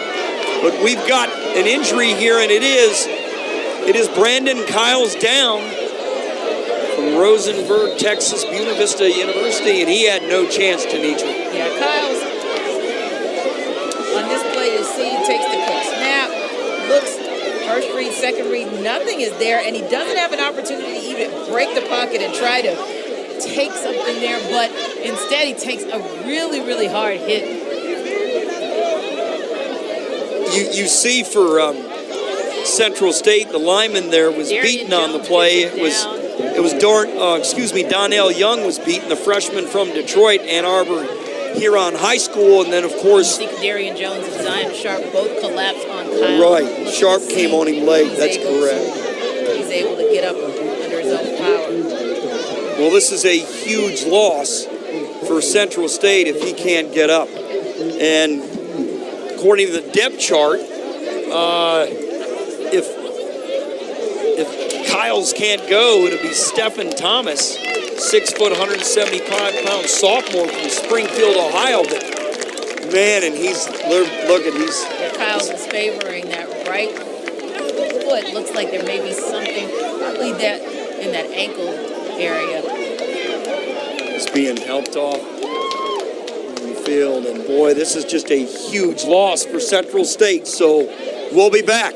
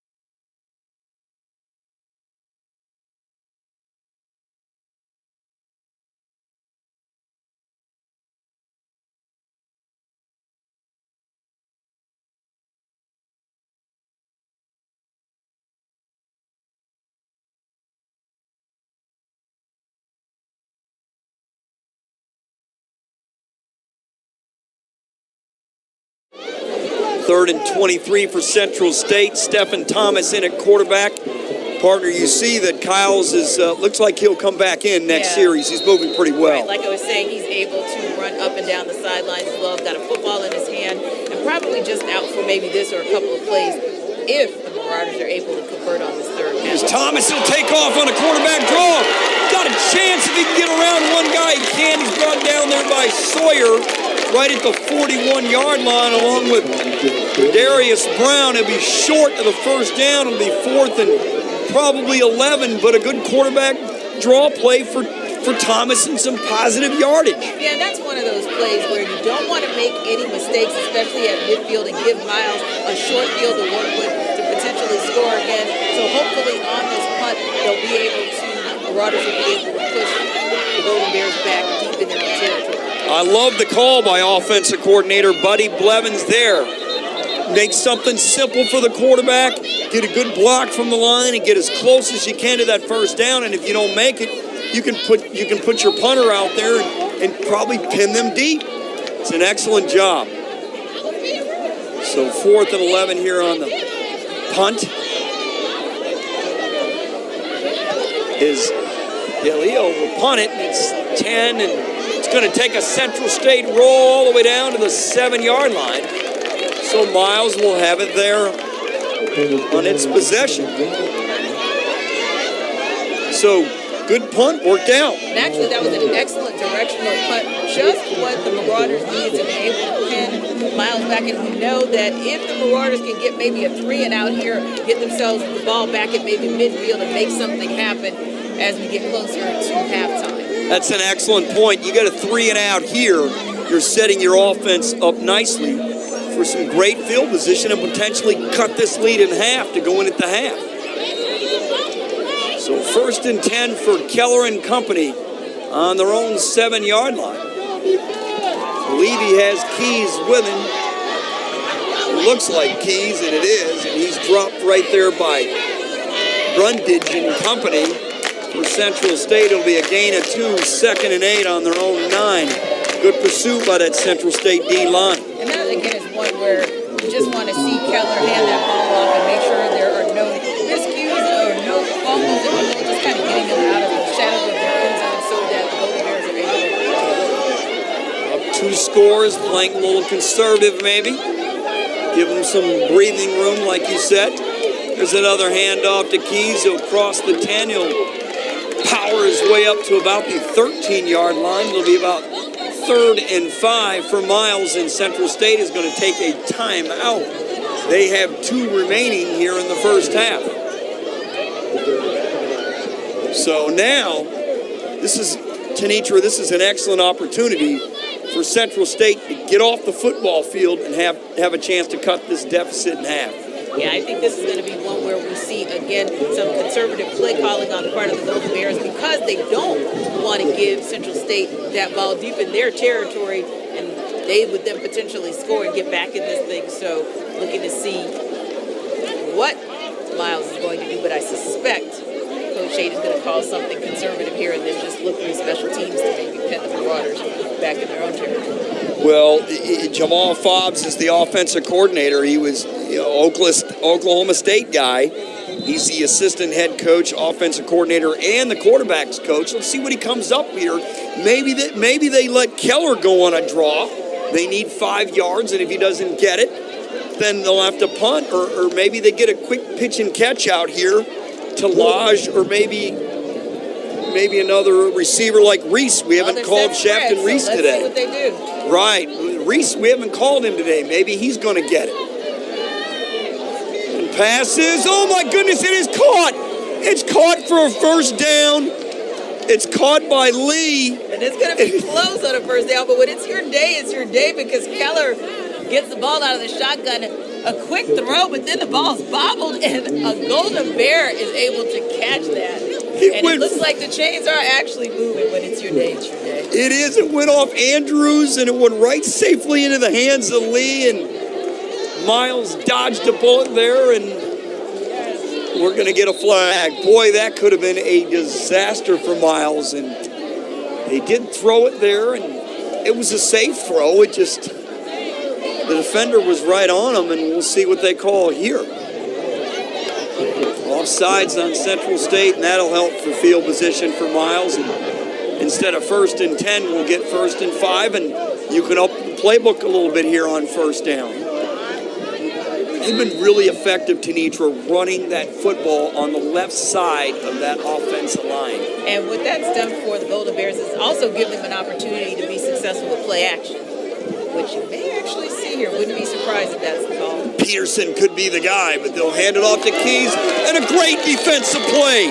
Just a fantastic defensive play for Central State by Sam Skiles. Might have been the better call on this particular. Excuse me, Sam Sykes on that. The linebacker from Pennsylvania, St. Francis University, made a fantastic play on that tackle, as you see. The Marauders just able to drive Miles back and get them back to now a 2nd and 10. believe they said 1 minute remaining in the first half. Central State, they got to use their timeouts here. You want the ball back. Keller in the gun, he's got time, and wow, Lodge tried to come over the middle to get that. That pass was intended for him, but Montego Johnson was in front of him, and now it'll be 3rd and 10 for Miles. Inside a minute remaining in the first half. Right, and that's actually a break for the Marauders because they've got 3 timeouts left, and that incomplete pass stops the clock. Oh, they took a timeout. It's still showing 3. They did take one. I thought they had 2, but maybe they do have 3. We shall see. So I remember calling it earlier in the game that they took a timeout, but and the board shows 3-2, so maybe it was an official's timeout. Here's Keys. Big run, he'll cross the 30, he'll spin and turn and get it out to the 33-yard line, and that's a big play as Keys is trying to hurry up the offense. His time is ticking here in the first half. You get to midfield, Tenitra, and anything can happen. Miles has 3 timeouts as well, so they've got plenty of opportunity to maybe put another score on the board before halftime. So Keller in the gun. He'll hand it off to Keys, and he'll be dropped right there and gained for a yard, maybe. Brought down by Lenore and Bundage, excuse me. And so that is the end of the first half. So Miles leads it here 21-7 over Central State. And, Central State started out really well in this first half, up 7-0, and it's been all Miles since due to Central State's miscues. Yeah, and Miles College in this situation just able to take advantage of the opportunities that they were given by the Marauders. So a lot for Kevin Porter to discuss with his team in terms of how they get back in this game in the second half. Well, and Brandon Kiles went down on the last series. For Central State, let's hope he's able to return as we have a 14-point game here at halftime.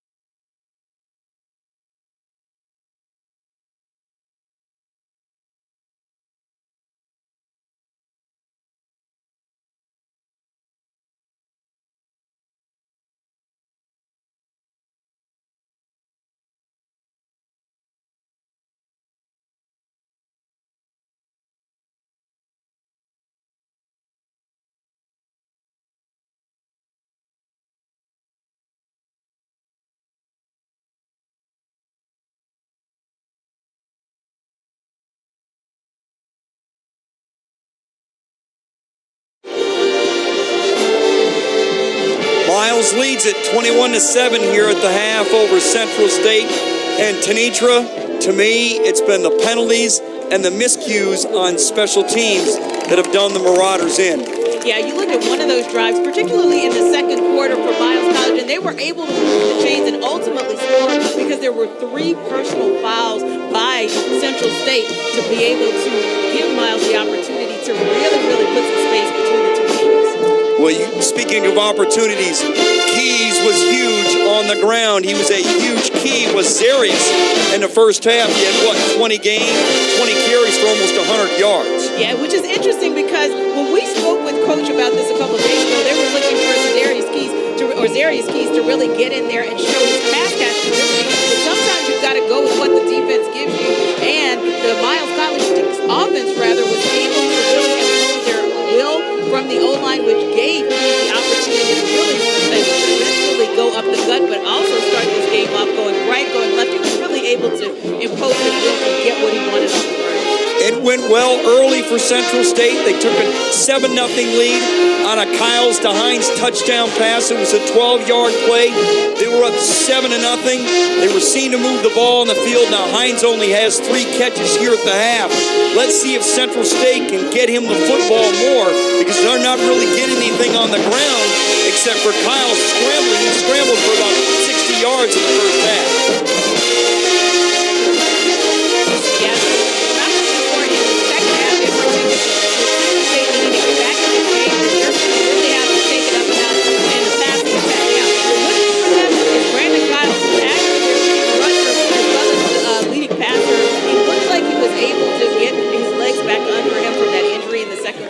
Expect to see him get Twan Hines that ball, because that's the way Central State's going to be able to get back in this game.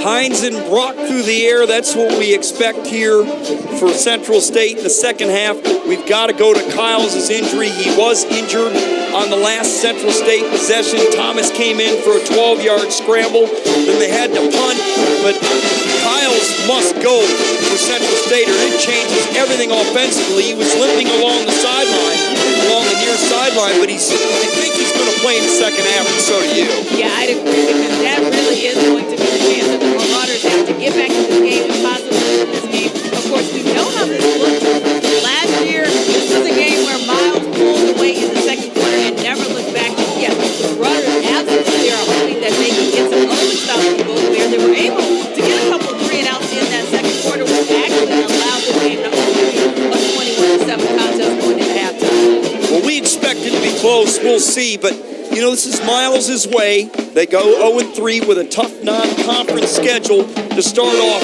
And when conference play starts, they're ready to go. And you can see what their bread and butter is on the ground with Keys.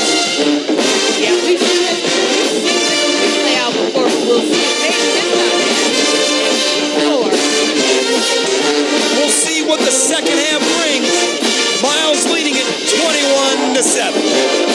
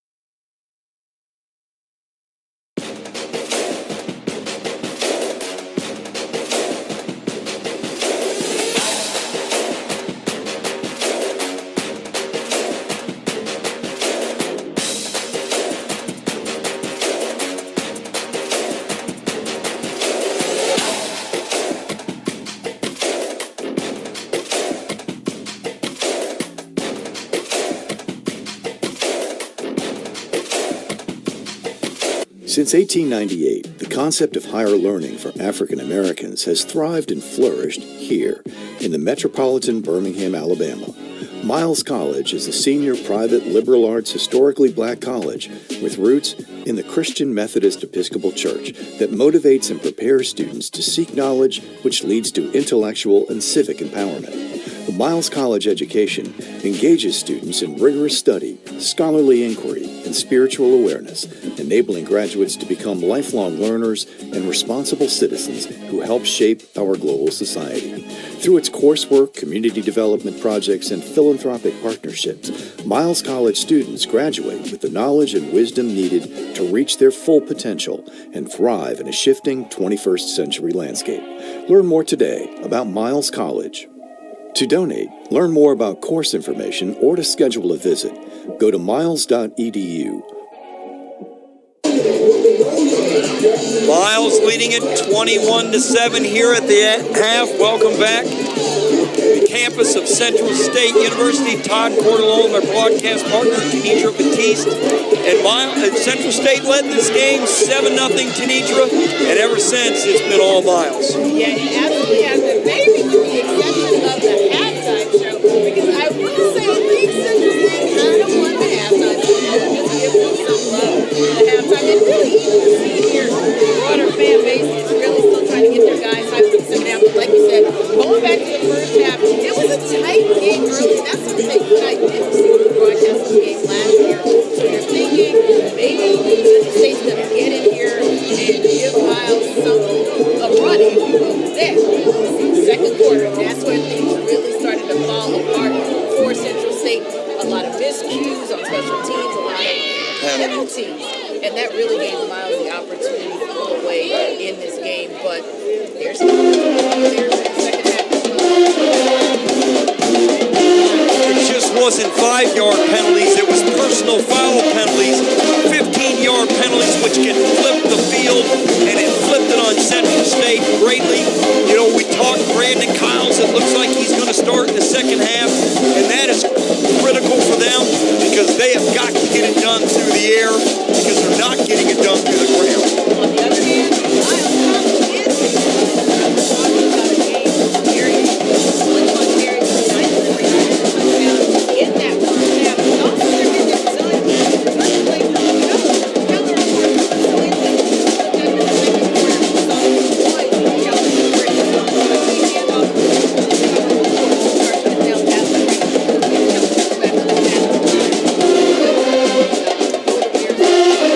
And Keller got hurt on the first series, and Jacob Millhouse came in for a couple of plays. When you look at the stat sheet for Keller, he's been really effective, 7 to 12, 35 yards, but 2 play-action pass touchdowns. He fooled the defense, sucked him right in, and was able to throw it over the linebackers for touchdowns. Good play calling for Miles. Yeah, and you really have to love the play calling that Sam Shade and his coordinators have been able to really show. We know that both of these offenses are actually spread offenses, but I think we've seen the spread offense run to a little bit more perfection from Miles College. But again, that's because this game is being run, no pun intended, by Jacob Keller, who has really done an excellent job. Getting ready to start the second half, and this to me is a tone teller. You know, maybe Central State can flip it here and get a Twan Hines touchdown kick return. He's done it twice this season. If he does it now, we're going to have ourselves one heck of a game, and let's see if they decide to potentially kick away from him to Spradlin here and to start the second half. And special teams, they're so huge. Everybody talks offense and defense, rightly so. The special teams are field flippers, and we'll see what Central State can do in the second half to start this third quarter. Central State will move to my right, Miles will move to my left. Central State wearing yellow and Miles wearing white. So we're ready to go here in the third quarter. Hopefully we'll have a clock to start this third quarter. Spradlin will kick it off, and that's going to go over Hines, head into the end zone, and Central State will start the first half with a long way to go down the field.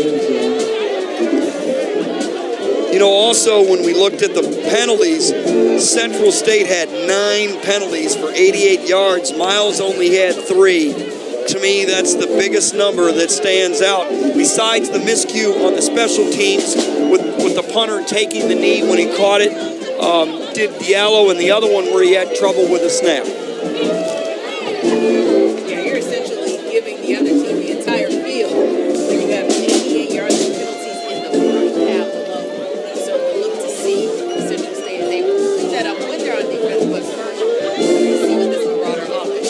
Kyle's in the gun as we expect him to play, and he does. First pass is caught, goes to Hines all the way out to the 34-yard line, and it'll be just 1 yard shy of a first down, 2nd and 1. And you know, Tuck, we talked about that in halftime. We talked about that in pregame as well, so not surprised that the Marauders are going to their best weapon at the receiver position, and that, of course, is Quan Hines. Milligan in at tailback on the hybrid pace here, and he's dropped for a big loss. Great defensive play there for Miles. Wow, what a play. Great job there for Miles on. That was by Gadarian Jones to start to make it 3rd and short now on the loss. Kyle there tossed that ball off, but you'll also see, like you said, a great play there on a part of Gadarian Jones, and for Central State, they've got a 3rd and 4 here, but they need to convert because you do not want a 3rd down to start the second half of the this ball back. 3rd and a long 3 here.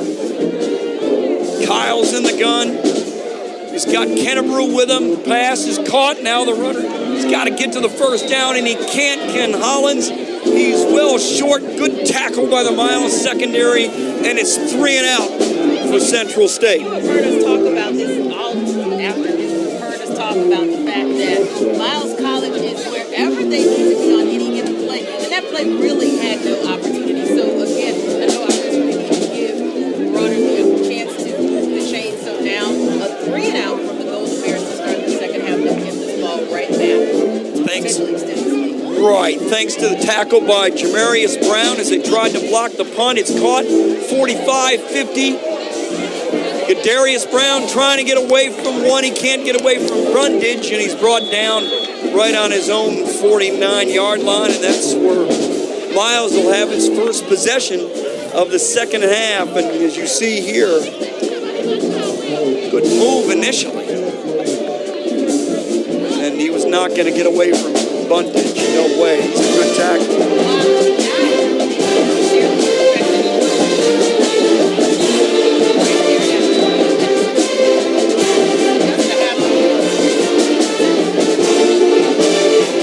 Brundage had 5 tackles last week, including 1 for a loss. So 1st and 10, Miles on the Central State 49-yard line. Their first possession of the second half for the Golden Bears. 13-13 to go. In the 3rd quarter, they made a handoff. Good hole, and Keys will grind his way across the 44-yard line in a good run. A gain of 5. It'll be 2nd and 5. He's putting himself right back in the position where he left off in that first half, right on the cusp of a 100-yard game for Keys this afternoon. I believe with that carry, it'll put him at 99. Keller in the gun. 2 to the near side, 1 to the far side. Keller dropped the pass. He's got a lot of time looking for downtown and along the far sideline for Lodge, and it was over his head and out of bounds. It'll be 3rd and 5. You know, Tenitra, that's really a good play call. You're running the football there, and then you're trying to beat them play action deep. Nothing wrong with that. And that's one of those where just a little bit overthrown there by Keller. But this is going to be a critical 3rd and 5 for the Marauders if they can get this stop, get a 3 and out on the Golden Bears, give that ball back to their offense, and put them in the position to do some work. Keller in the gun.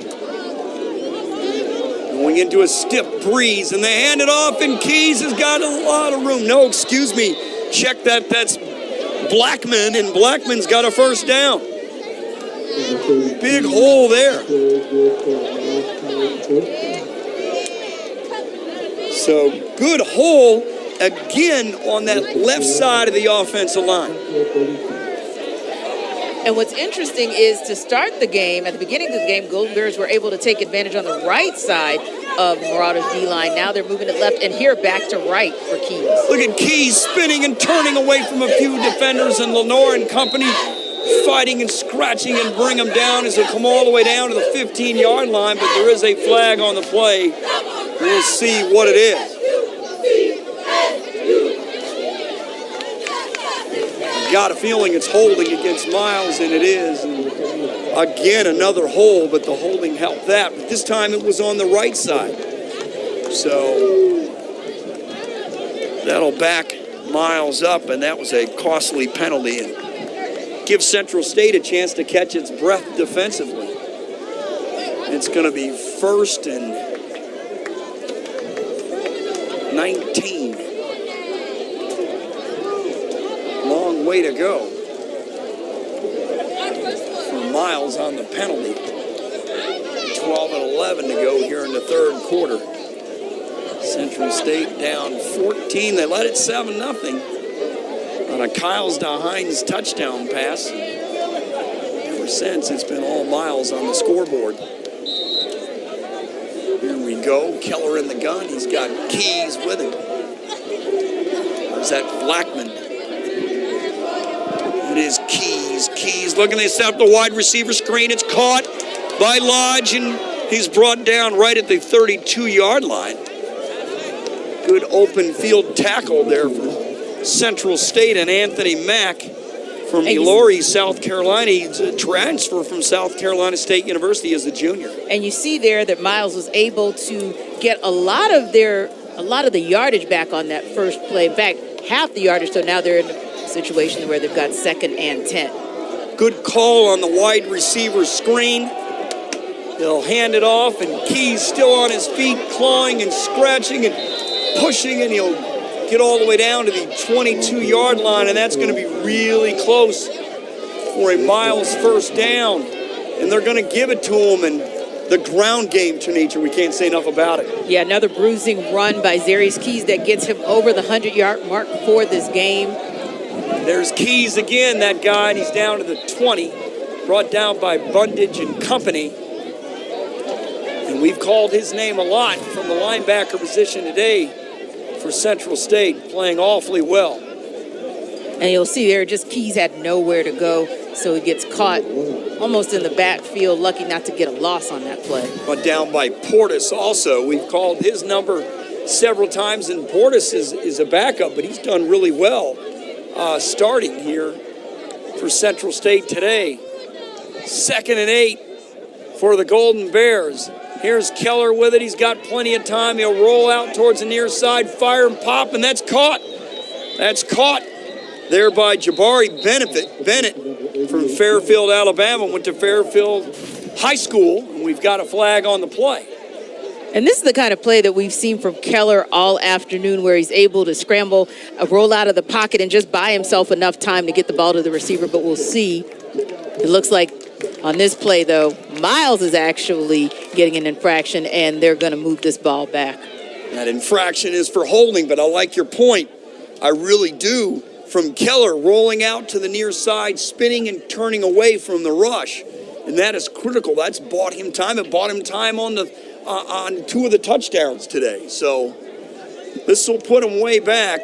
Long way to go. They'll have to go to the 13-yard line for a first down. The ball is on the 31. So a long way to go for the Golden Bears of Miles.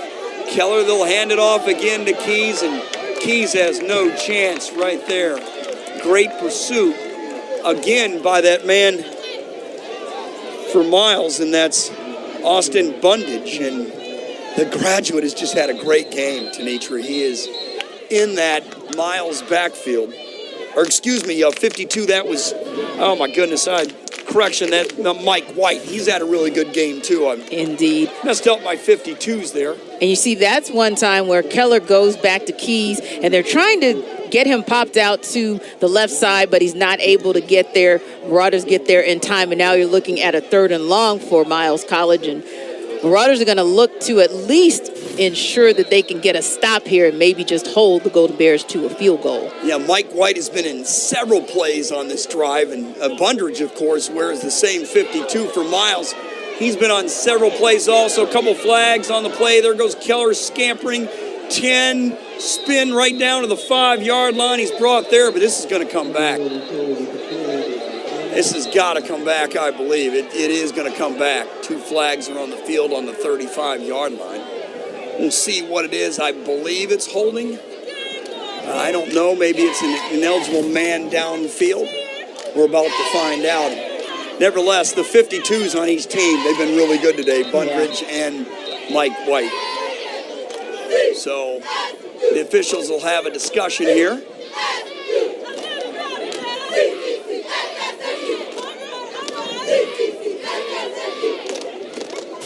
You see Slaughter come off the field. And a lot of conversation from Along the with officials Kenyon there. Smith. Yes. Kenyon Smith and Slaughter will take a break.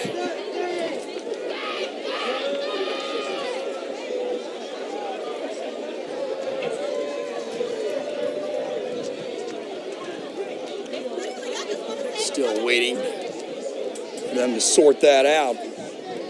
Again, we're having problems with the clock. What we can tell you is it's in the third quarter. Plenty of time to play for Central State. You know, we mentioned earlier they lost this game by a ton last year, and the last time they were here, we mentioned earlier, they won it on a field goal. So plenty of time for a lot of time for a lot of drama to still happen, as you'll see. Well, it looks like there's a lot of drama on the field right now, and I know that the Marauders are hoping that this actually goes in their favor because, again, if they can keep the Golden Bears in a third and long situation, they can probably hold them to a field goal as well. Hunter and Cunningham come on the field for Central State, and Mike White will take a breather. So, wow, they're really having a big discussion. The fact that there's more than one flag on the play, it's a possibility there were multiple penalties. Well, multiple flags as well, because the first couple of flags we saw thrown on this play were in the backfield, and you see there with Keller, and you see some holding on the part of the Marauders, but if you'll see as Keller sprints to that outside line right around the 10, you start to see some things going on, a little bit of a pile up there. You see a little bit of jostling on the part of both the Golden Bears and the Marauders. So I think there's some conversation as well about maybe some personal conduct penalties that may come. You got it. Holding on Miles and then sportsmanlike conduct on Central State. Now, you're right. There is a misconduct penalty, and that's it'll be first down Miles. They'll put the ball, let's see where they'll put it first. Right now it's at the 25, but I believe they're going to walk that off, and they are. So they'll probably put it right on the 10-yard line, and they sorted that out. Glad they did. Well, at least glad if you're a Golden Bears fan. Not so much if you're a Marauders fan, because that really is a missed opportunity on their part to hold Miles College to a field goal. Now you're looking at Miles instead in the low red zone and threatening for the first score of the second half. You know, Miles, a highly successful program here in recent years in the SIAC. They won conference titles in 11, 15, 18, and 19, plus a Western Division title in 23 and 21. And now they're set up there in good position, as you see the tailback there for Miles. Kendrick fighting for everything he can get, and it's going to be a short gain. And plus Miles, back in the 80s, they had 2 small school SIAC titles, along with 2 NCAA playoff berths in 2012 and 2019. This is a proud program, so when conference play is ready, they are. They'll hand it off to Keys, and Keys punches his way all the way down inside the 10. They'll probably mark him at the 8, and it'll be third down. They can still get a first down, can Central State. They're Miles, they can go to the Central State 4-yard line. Yeah, and you look at this run by Keys, and he's just a workhorse for the Golden Bears, been a workhorse all afternoon and putting them in position to potentially get themselves 4 more downs.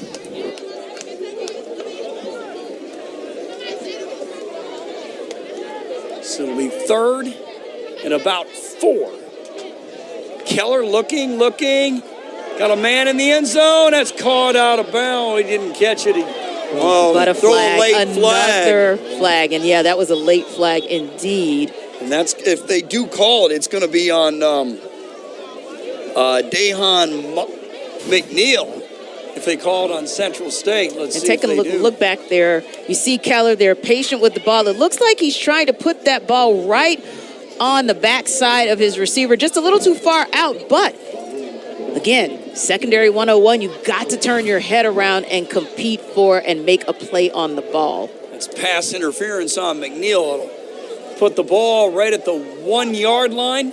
As he pushed the receiver, as he tried to catch it, he pushed him out of bounds, and that's where they called the penalty, or they called it on the contact while the ball was in the air before it came to the receiver. So it'll be 1st down and goal for Miles. They'll hand it off to Keys, and Keys is in the end zone, and that's going to make it 27-7 Golden Bears, and now they're starting to take command. And, you know, Todd, you mentioned something earlier. We've, of course, had some challenges throughout the day with the clock, but this is one of those where whether we know where we are in the clock or not in the 3rd quarter, we know that Miles College has taken a tremendous amount of time off the clock and, more importantly, kept that Marauder defense on the field for most of this 3rd quarter. They're wearing them down with the ground game, as you'll see the extra point here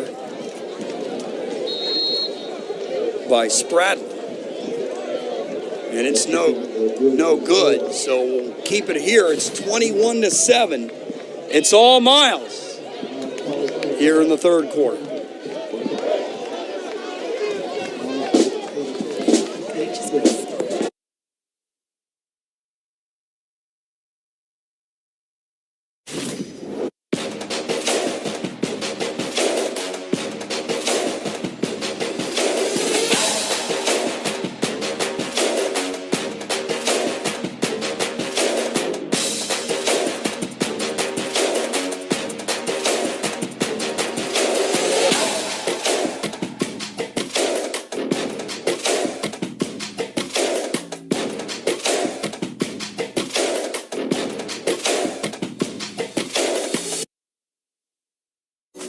Georgia Power is here with a little reminder of how easy it is to save energy at home. Because it's often as simple as a twist, or as easy as a lift. It could be a little squeeze, or maybe just a pull. These small changes can make a big difference, helping you save energy for the bigger things in life. Visit GeorgiaPower.com for tips and programs to help save energy and money. As a global bank, our game plan is to help clients manage their money. We're a team of challengers, thinkers, and go-getters. Together, we bring out the best in each other. With our partner SIAC, we're creating pathways for the next generation of talent. We're scouting bankers, advisors, techies, and yes, athletes. Kick off your career with UBS.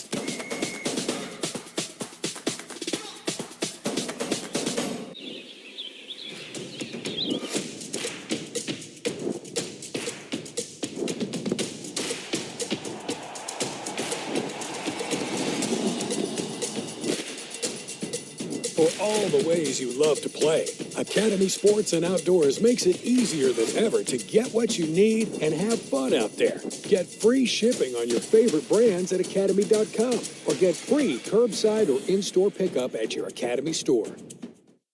Miles here, they're up by 20, 27-7 here in the 3rd quarter as they kick it off to Spradlin. And Central State needs to get something going here on the kickoff return or get some big plays on offense. They have the players to do it. This is a good passing attack. This is not over at all. Stay with us here on ESPN Plus as that will go into the end zone. And that's one way to stop a great kick returner, Hines, is kick that thing out of the end zone. Yeah, and although the Waters weren't able to capitalize in their first possession in the second half, you did still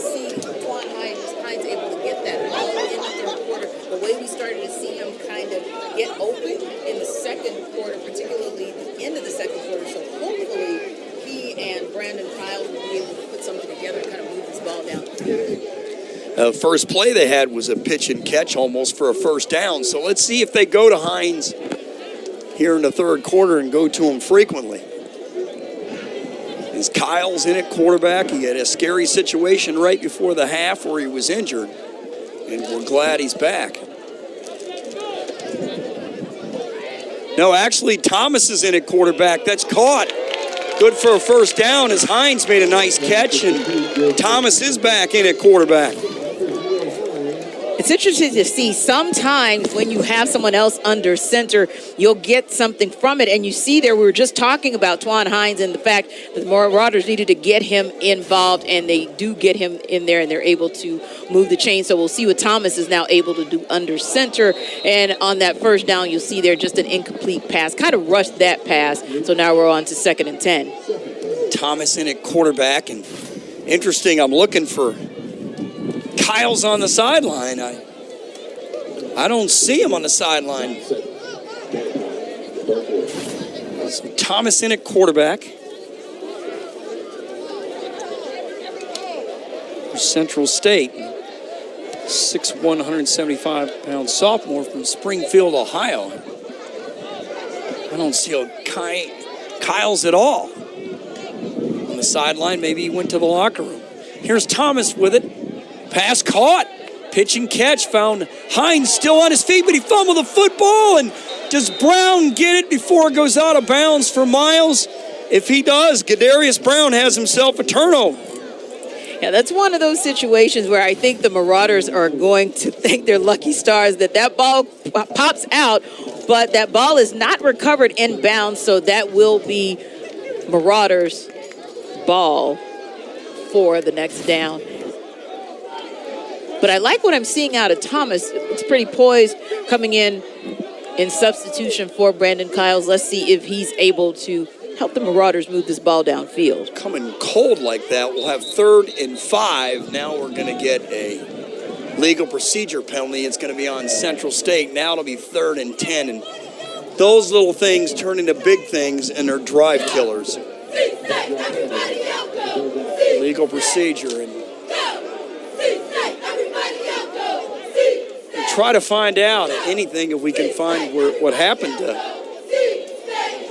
Kyles, who's had a really good year for Central State. Thomason at quarterback. 3rd and 10 in the gun.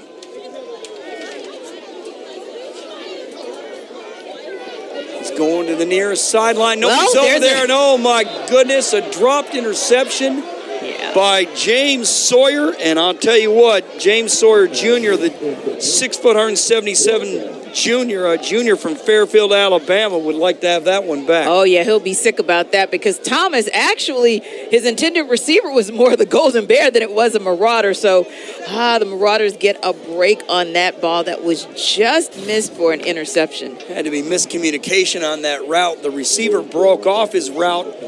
Well, that ball was in the air way over his head. No chance. Now they'll have to punt it away, and that's blocked. That's picked up. And they'll rumble with it all the way down to the 17-yard line for Miles. And the Miles special teams, they've been spectacular today, where Central State's been a major problem for them. And once again, Marauders had an opportunity. Remember, they start this drive, and they're all the way to midfield. Now they're in a position where they've got to punt this ball off. And Central State, they barely get it off, and the Golden Bears are right there. And then you'll see they're right there for the recovery as well. You're looking at Robert Williams able to get that ball and get the Miles College Golden Bears right back in the red zone. Greg Trammell on the block, the 5'11 defensive back, 185-pound sophomore from Hueytown, Alabama, Hueytown High School. And those are huge as they hand off here to Brian Thomas. And Brian Thomas is dropped right there. No gain on that carry, but Keith Jackson used to say it all the time. Special teams, special teams, special teams. And to me, it's been a glaring issue for Central State today. Yeah, and it's really given Miles College the opportunity to win this game in all 3 phases. Millhouse in at quarterback, Jacob Millhouse here on this series, and they hand it off again, and Thomas with the carry, and he got maybe a yard. It'll be 3rd and 10.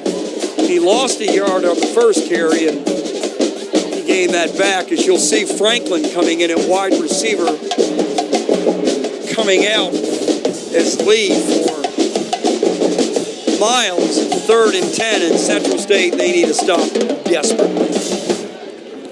They have got to have a stop on this drive. Their defense can maybe get a turnover. Millhouse in at quarterback, going for the end zone. Oh my goodness! It hit Reese right in the bread basket. Shafton Reese, the freshman from Birmingham, Thompson High School, and he wants this one back. And that's one of those opportunities where Millhouse has plenty of time. He gets the ball out, and you want to put that ball right on the back shoulder of your receiver, which Millhouse does, but Reese, it's right there off of his fingertips. And so Marauders, luckily, are able to escape without 7 more points for Miles College. Let's see if they're able to at least convert on this field goal. Great throw by Millhouse. Jackson Spradlin on the field goal, and it is no good. He missed it from 35 yards out, and Central State dodges a bullet. Still in it, down by 20 here in the 3rd quarter, so that's a win for the Marauders defense. Indeed, another break, another opportunity for Central State to do something on offense by virtue of special teams, a special teams miscue by Miles College. This game actually, Todd, could have been so much more out of hand, but opportunities, maybe call it luck if you will, for the Marauders, gives them a chance to still be in this game, and possibly if they can get this ball down the field, we're talking about essentially just two-score game. Well, Reese didn't catch the ball for the touchdown, and Spradlin missed the field goal. And let's see if it'll give Central State some life here. Good crowd here today. A lot of folks here for Central State. This is a really good crowd today. Fantastic. They'll hand it off, and Thomas, let's see who's in at quarterback. I think we have a 3rd quarterback entering the game, Kendall Boney. Redshirt sophomore from Atlanta Southern University, the transfer. He handed it off. And was that Dina? Yes, that was Kaz Dina. He, junior from Fontana, California, Citrus College transfer. He lost. He gained 1 on the play, 2nd and 9. So the 3rd quarterback for Central State, that ball is caught. 25-30 out to the 31-yard line. That should be good for a 1st down. And this is interesting because we talked about pregame the fact that Miles College is the team that's had the QB carousel so far this season, and now we're seeing Central State down to their 3rd quarterback in just this game. Wash on the catch from Rancho Cucamonga, California. The freshman, 5'10", 170. As you see, Boney in at quarterback. Boney steps up. Boney will take off. 35, 40. He'll slide about to the 43-yard line. He was hit there by Gadarius Brown. I don't see a flag. He started to slide. It's really a tough play for a defender to stop his momentum as we take a look here. And the pocket collapses, and then he just takes off. And perfect slide on his part just over that 1st down line. But right, you see there? Yep. And yeah, he just escapes. That could have been if it would have been in the head, they would have right given there at the shoulder pad. So you're right, Tanitra. If it had been in the head, it would have been a penalty. Here's Boney. He'll be dropped here. Dropped there by Rogers, and that's a loss. And good play for Miles' defense. And we've called Rogers' name several times today from the linebacker position. The linebacker position. They've moved him around. Rogers will get on the D-line. He'll get on the end. He'll get a linebacker. And he's had one heck of a game. It's going to be 2nd and 16 for Central State on their own 37-yard line. Boney in at quarterback, and he escaped there. And there he's going to be dropped again by Rogers and also Ware. So the Miles defensive line, they're starting to assert themselves. Yeah, you look at the replay, and you're thinking that is a surefire sack for Miles, but then he's able to escape and actually extend the play for Central State. So let's see. Kendall Boney's been actually doing some good things while he's been in under center for the Marauders. Things with his arms and his legs. The third string quarterback. Oh, he's dropped there. That's a fumble. That'll be maybe picked up. They're trying to pick it up as Miles, and they did get the football. They did recover. They tried to pick it up and scoop and score, but instead that's that man Rogers. He fell on it, and another Central State turnover, and Miles and, well, the Golden Bears are in golden field position. Yeah.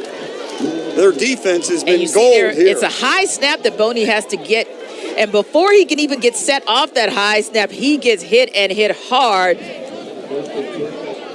Dropped there by Rock Dowdell.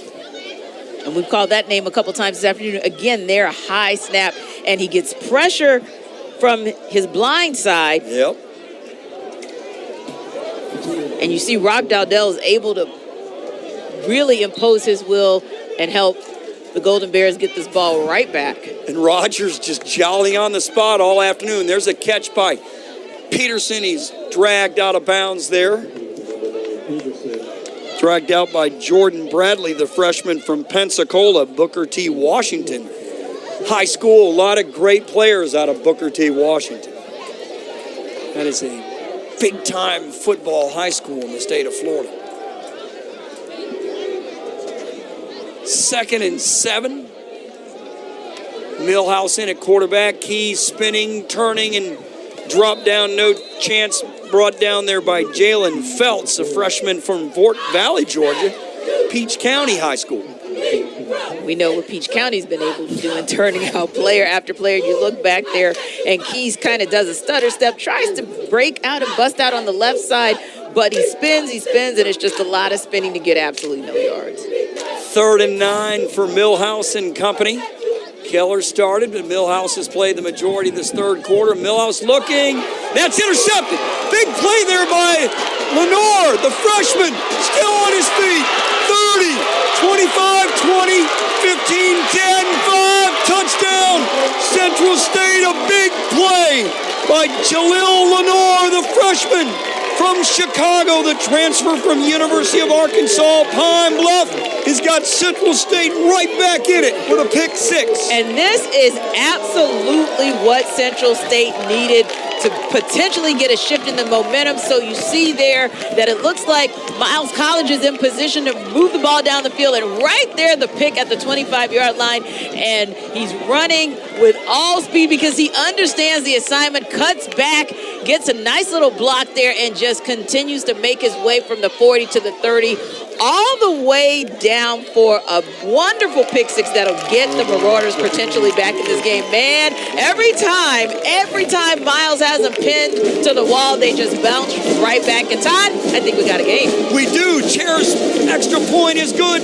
27-14. Central State right back in it.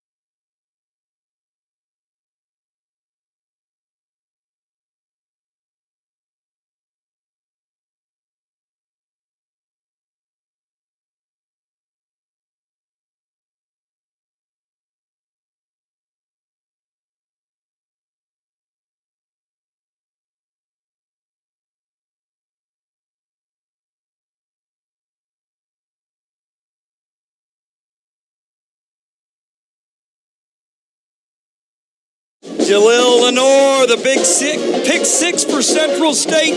Now we have a 13-point game. Has given the Marauders life here in the third quarter. Plenty of time to play, Tanitra. And if you think about it, Lenore has really been keeping the Marauders in this game the entire game because he is their leading tackler. He's had 6 tackles, 3 for solo, and 1 tackle for loss. But on that play, more importantly, he had the eye to see exactly where Miles was trying to go with that ball and give the Marauders life. Here on the kick return, 15-20 is Peterson out on the far side of the field, out of bounds at the 28-yard line. Brought down by Bangura and company. And you'll see right here, Miles has an opportunity there, and you'll see Lenore reading the quarterback's eyes the entire time. He gets out to the end, and he gets just enough of a cut there. He gets sprung, and their missed tackle after missed tackle also by the Golden Bears, it gives him the opportunity to take that ball all the way to the house. Millhouse threw the interception in Millhouse, and he didn't see, like you said, great call there. He didn't see him. He was focused on the receiver, but he didn't see the linebacker Lenore as the ball's handed off and crossed all the way up to about the 37-yard line. His Keys, and Millhouse still in at quarterback, but I think you're going to see a heavy dose of Keys here in this third. We've got to be getting close to the end of the third quarter here. Yeah, that's one thing where I'm sure Coach Shade wants to just give his quarterback an opportunity to kind of settle down, because when you get a pick six like that, especially if you're not the starter in this game, that could rattle you. Brought down there by McNeil is Keys, the ball carrier on the play. And, hey, a great running game can hide a lot of other things in the passing game if you just stick with it. And, we've mentioned that offensive line for Miles has been tremendous. I believe that is the end of the third quarter.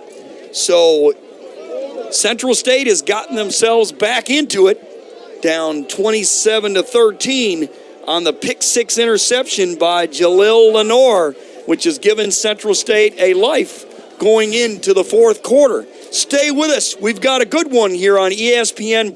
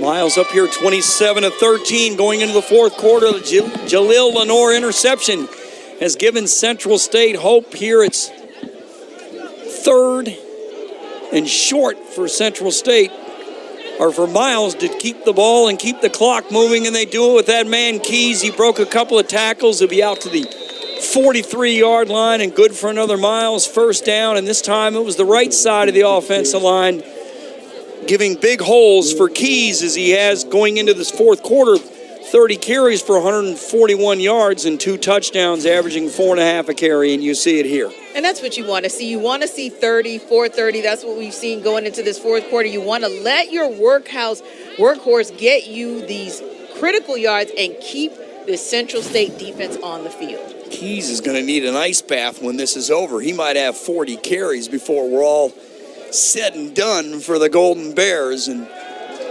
Millhouse here, the quarterback in the fourth quarter. That one there was intended for Lodge, and it wasn't near him, and now it'll be second down and 10. Heck, I feel like we might all need an ice bath. I think our whole crew is here from the South that is feeling like we're somewhere between the Alabama and Georgia State line right about now here in Ohio. Well, I don't feel like we're in the South because it's maybe 70 degrees here today. In Atlanta this week, 70, it was in the mid-90s. What's that? It's a strong 70 here. It's a strong 70. I tell you. It's a nice change of pace, honestly. Wherever they send us, I won't complain about the weather. Millhouse, second and 10.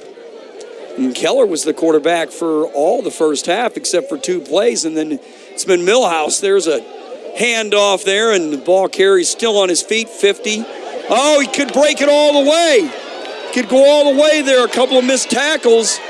And that's Jabari Bennett, and he's finally brought down, right at the 6-yard line. There's a flag on the play, and Jabari Bennett there on the handoff, and the wide receiver had a big gain, but it is coming back for a penalty.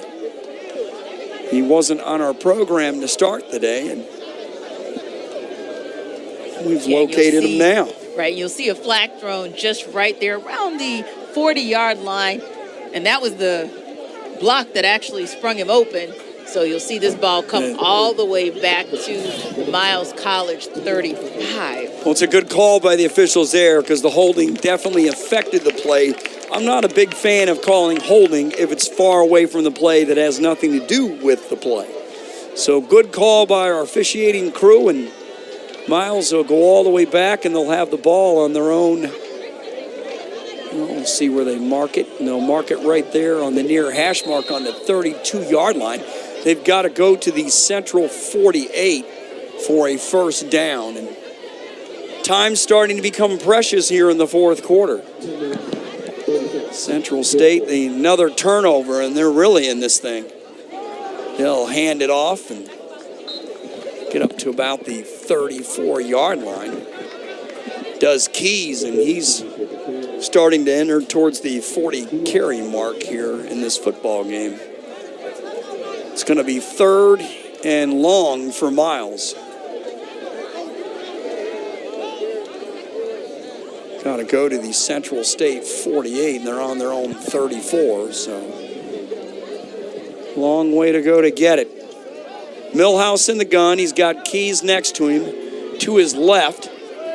Millhouse back to pass. Lenore pressuring, and he caused that pass, and he almost threw that ball to Slaughter, and Slaughter caught it. He had nothing but green turf, and we really have a football game, but it's that guy Lenore, Tenitra, and what an outstanding play. Yeah, he comes straight up the middle and just barely misses on the sack, but getting that pressure on the quarterback is going to be critical because if they can keep Millhouse and keep his timing off, you see there, once again, he goes right up untouched, almost got that sack there, but if they can keep this going, especially with this quarterback carousel that we're seeing with Miles College, Marauders, they got a shot here. Elijah Slaughter, 6'1", 300-pound defensive tackle, the senior from Childersburg, Alabama, transferred Alabama A&M.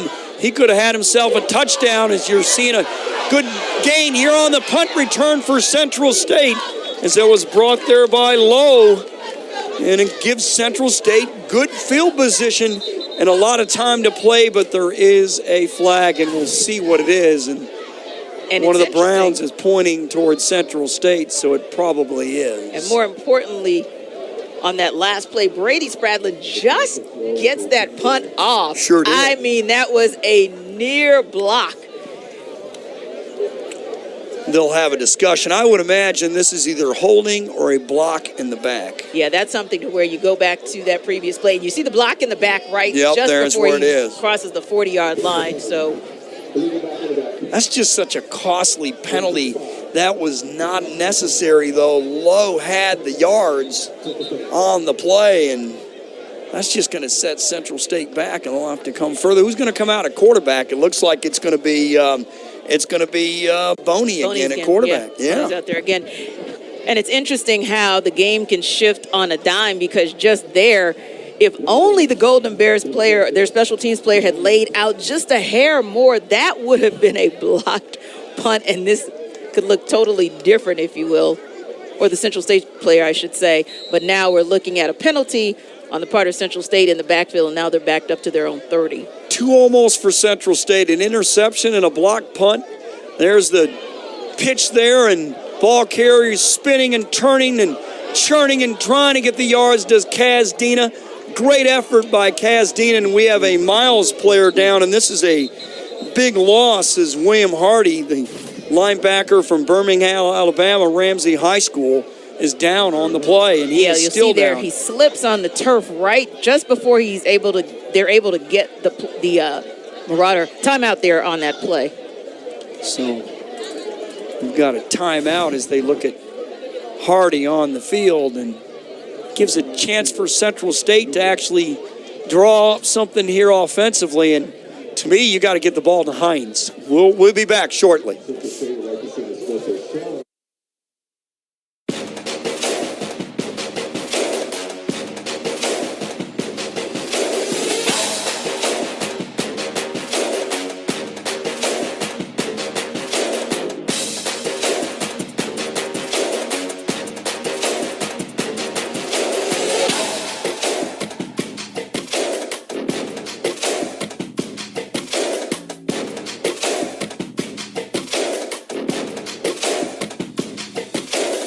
Since 1898, the concept of higher learning for African Americans has thrived and flourished here in the metropolitan Birmingham, Alabama. Miles College is a senior private liberal arts historically black college with roots in the Christian Methodist Episcopal Church that motivates and prepares students to seek knowledge which leads to intellectual and civic empowerment. The Miles College education engages students in rigorous study, scholarly inquiry, and spiritual awareness, enabling graduates to become lifelong learners and responsible citizens who help shape our global society. Through its coursework, community development projects, and philanthropic partnerships, Miles College students graduate with the knowledge and wisdom needed to reach their full potential and thrive in a shifting 21st century landscape. Learn more today about Miles College. To donate, learn more about course information, or to schedule a visit, go to miles.edu.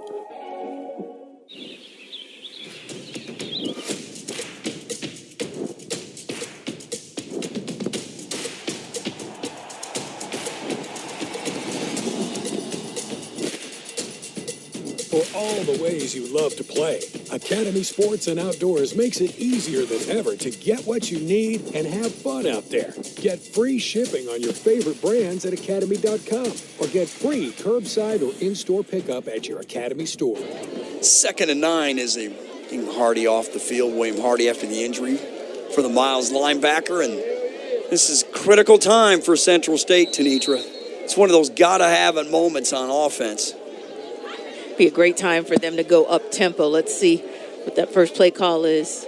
Boney back to pass. It's caught there by Wash. 41 drug out of bounds at the 42-yard line, brought down there by Grayson. And you like that, a quick throw by Boney, and Wash catches it and is able to get a couple yards after the catch to help the Marauders move the chain. Looks like they are going a little up-tempo here. You mentioned it, Johnny, on the spot there. 1st and 10 on their own 41. Boney looking, he's looking deep. He's got a man. It's Hines downfield, and he just missed him. As Gadarius Brown was on the coverage, and he had a step on him. He did indeed. That's one where you just maybe got to lay out a little bit so you can get that ball, because pretty much Boney has plenty of time. He sees his guy downfield, and he just puts a lot of heat on that throw, maybe just a little too much, but you got to kind of try to see if you can lay out and maybe get that ball and move the chains into Golden Bears territory. Each agree with you 100%. Boney fumbled it. It's going to be picked up and taken for a touchdown, potentially. Still on his feet in the end zone. Touchdown. Roosevelt Thompson, the sophomore, 6 foot, 265-pounder from Dixon Mills, Alabama. And if you love seeing a big man fight for a score, you got it on that last play. And listen, Todd, how much of a turn of the tide was that in a matter of seconds? Because if Wash is able to catch that ball downfield for Central State, they're maybe putting themselves in position for a score. Instead, it goes the other way. But we see we got a flag on this play. We Let's do. see what the call Let's is. see what it is. I'm just excited to see it. A defensive tackle. It's a touchdown. It's a touchdown. Okay. So there's the personal foul, and it's a touchdown. Okay, again, and you see a bobble snap there from Boney and Miles College right there on top of it. And again, we're just going to fall back and let you see the big man make sure he gets himself at the end. Look at that nice little jump right at the end to Look say, at the stretch. Not today. I'm getting this 6. Hines had a shot. Another player had a shot. And Roosevelt Thompson dove into the end zone, and potentially to put this game away. It's now 33-14, barring the extra point. And wow, Thompson just rumbled and stumbled and dove for the end zone. And I guarantee you Thompson's going to keep that football. From Marengo High School in Alabama is now Jackson Spradlin will go for the extra point, the senior, and it's good. And now Miles up comfortably by 20, and they are in command. Yeah, this game is absolutely getting away from the Marauders. Kind of running out of time here. They're running out of time. Let's see what Central State can have some magic. We'll be right back.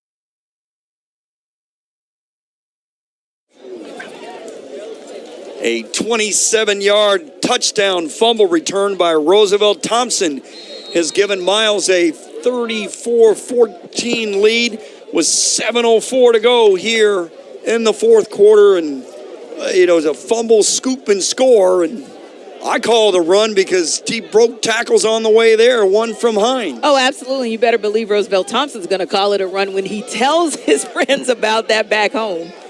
That was a run to me.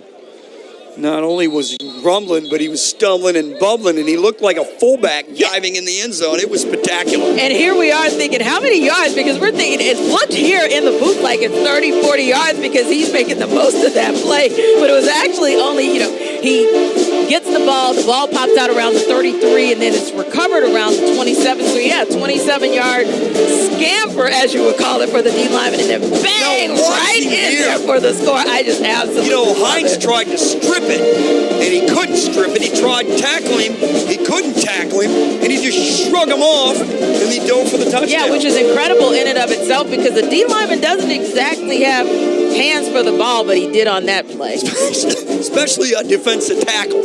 We're not talking an end here. We're talking a defensive tackle. And there's Boney on the pass. He's got a man wide open. He missed him. Oh, my goodness. He missed Brandon Brock all alone along the far sideline for 6. And you talk about missing somebody, Todd. The Marauders missed Brandon Kyles because here you see Boney. This is the second time. First it was up the left sideline. Now we're seeing it up the right sideline where he just misses the receiver by a yard or two. And that's really about timing. And I think this is where you're starting to see the Marauders miss Brandon Kyles. We haven't seen Brandon Kyles on this field or even on the sideline since the early part of the third quarter. Boney will step up and he'll take off. He's out to the 47-yard line, dragged out of bounds on the far side of the field. And good run there by Boney. It'll be good enough for a first down. He was brought down there by Jamarius Brown. As you can see here on the replay. Boney better hold on to that football. He's holding it like a breadbasket, and somebody's going to strip it. He fumbled the last series, and that costed Central State 6.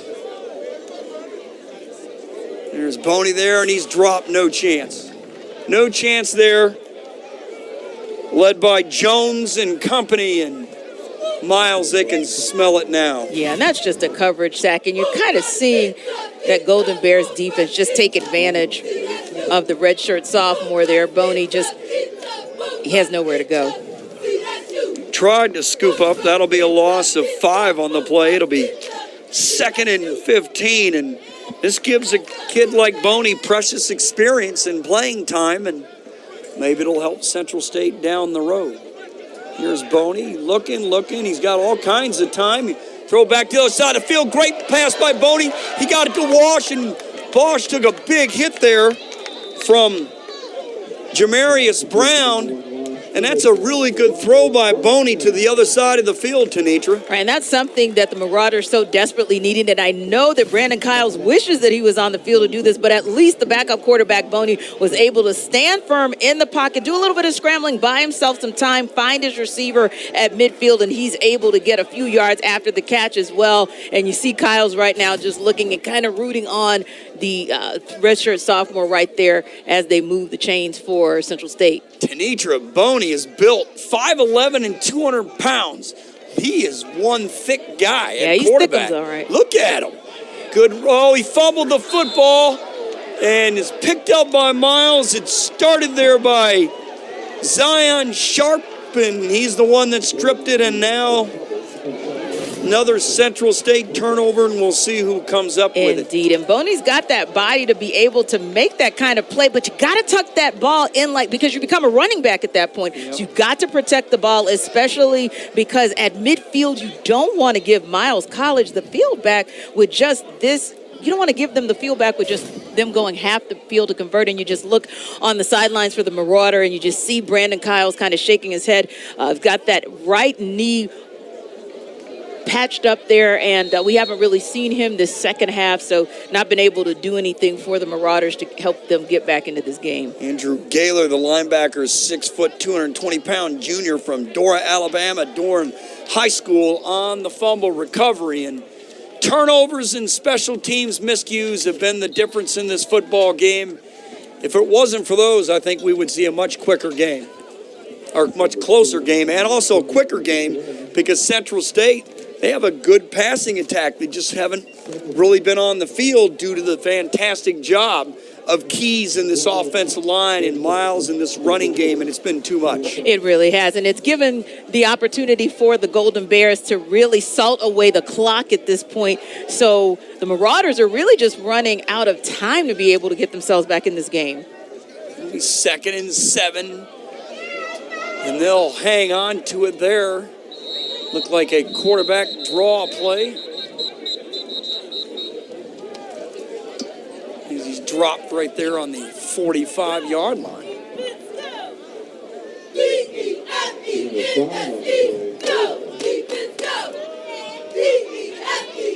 You saw Jalen Parker coming in at quarterback as he has a new tailback, and that's Cornell Kendrick.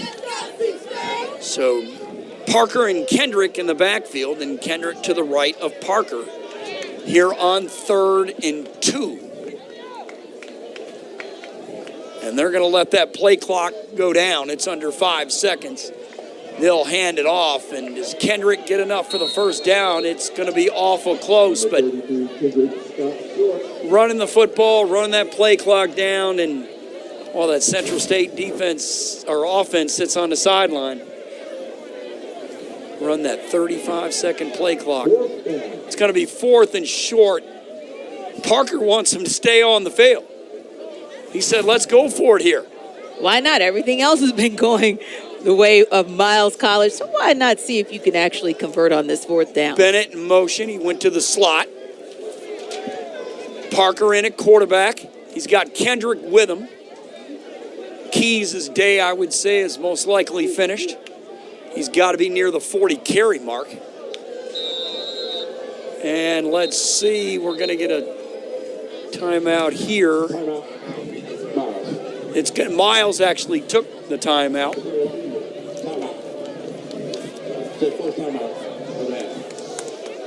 It's Miles' first time out of the half. They have 2 remaining. Miles up big. We'll be back with his 4th down play.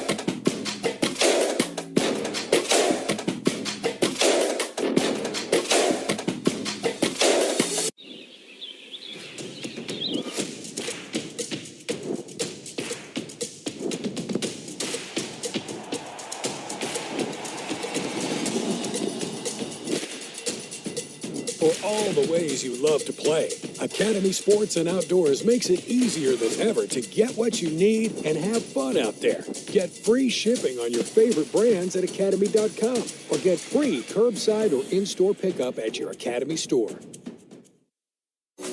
Georgia Power is here with a little reminder of how easy it is to save energy at home. Because it's often as simple as a twist or as easy as a lift. It could be a little squeeze or maybe just a pull. These small changes can make a big difference, helping you save energy for the bigger things in life. Visit GeorgiaPower.com for tips and programs to help save energy and money. As a global bank, our game plan is to help clients manage their money. We're a team of challengers, thinkers, and go-getters. Together, we bring out the best in each other. With our partner SIAC, we're creating pathways for the next generation of talent. We're scouting bankers, advisors, techies, and yes, athletes. Kick off your career with UBS.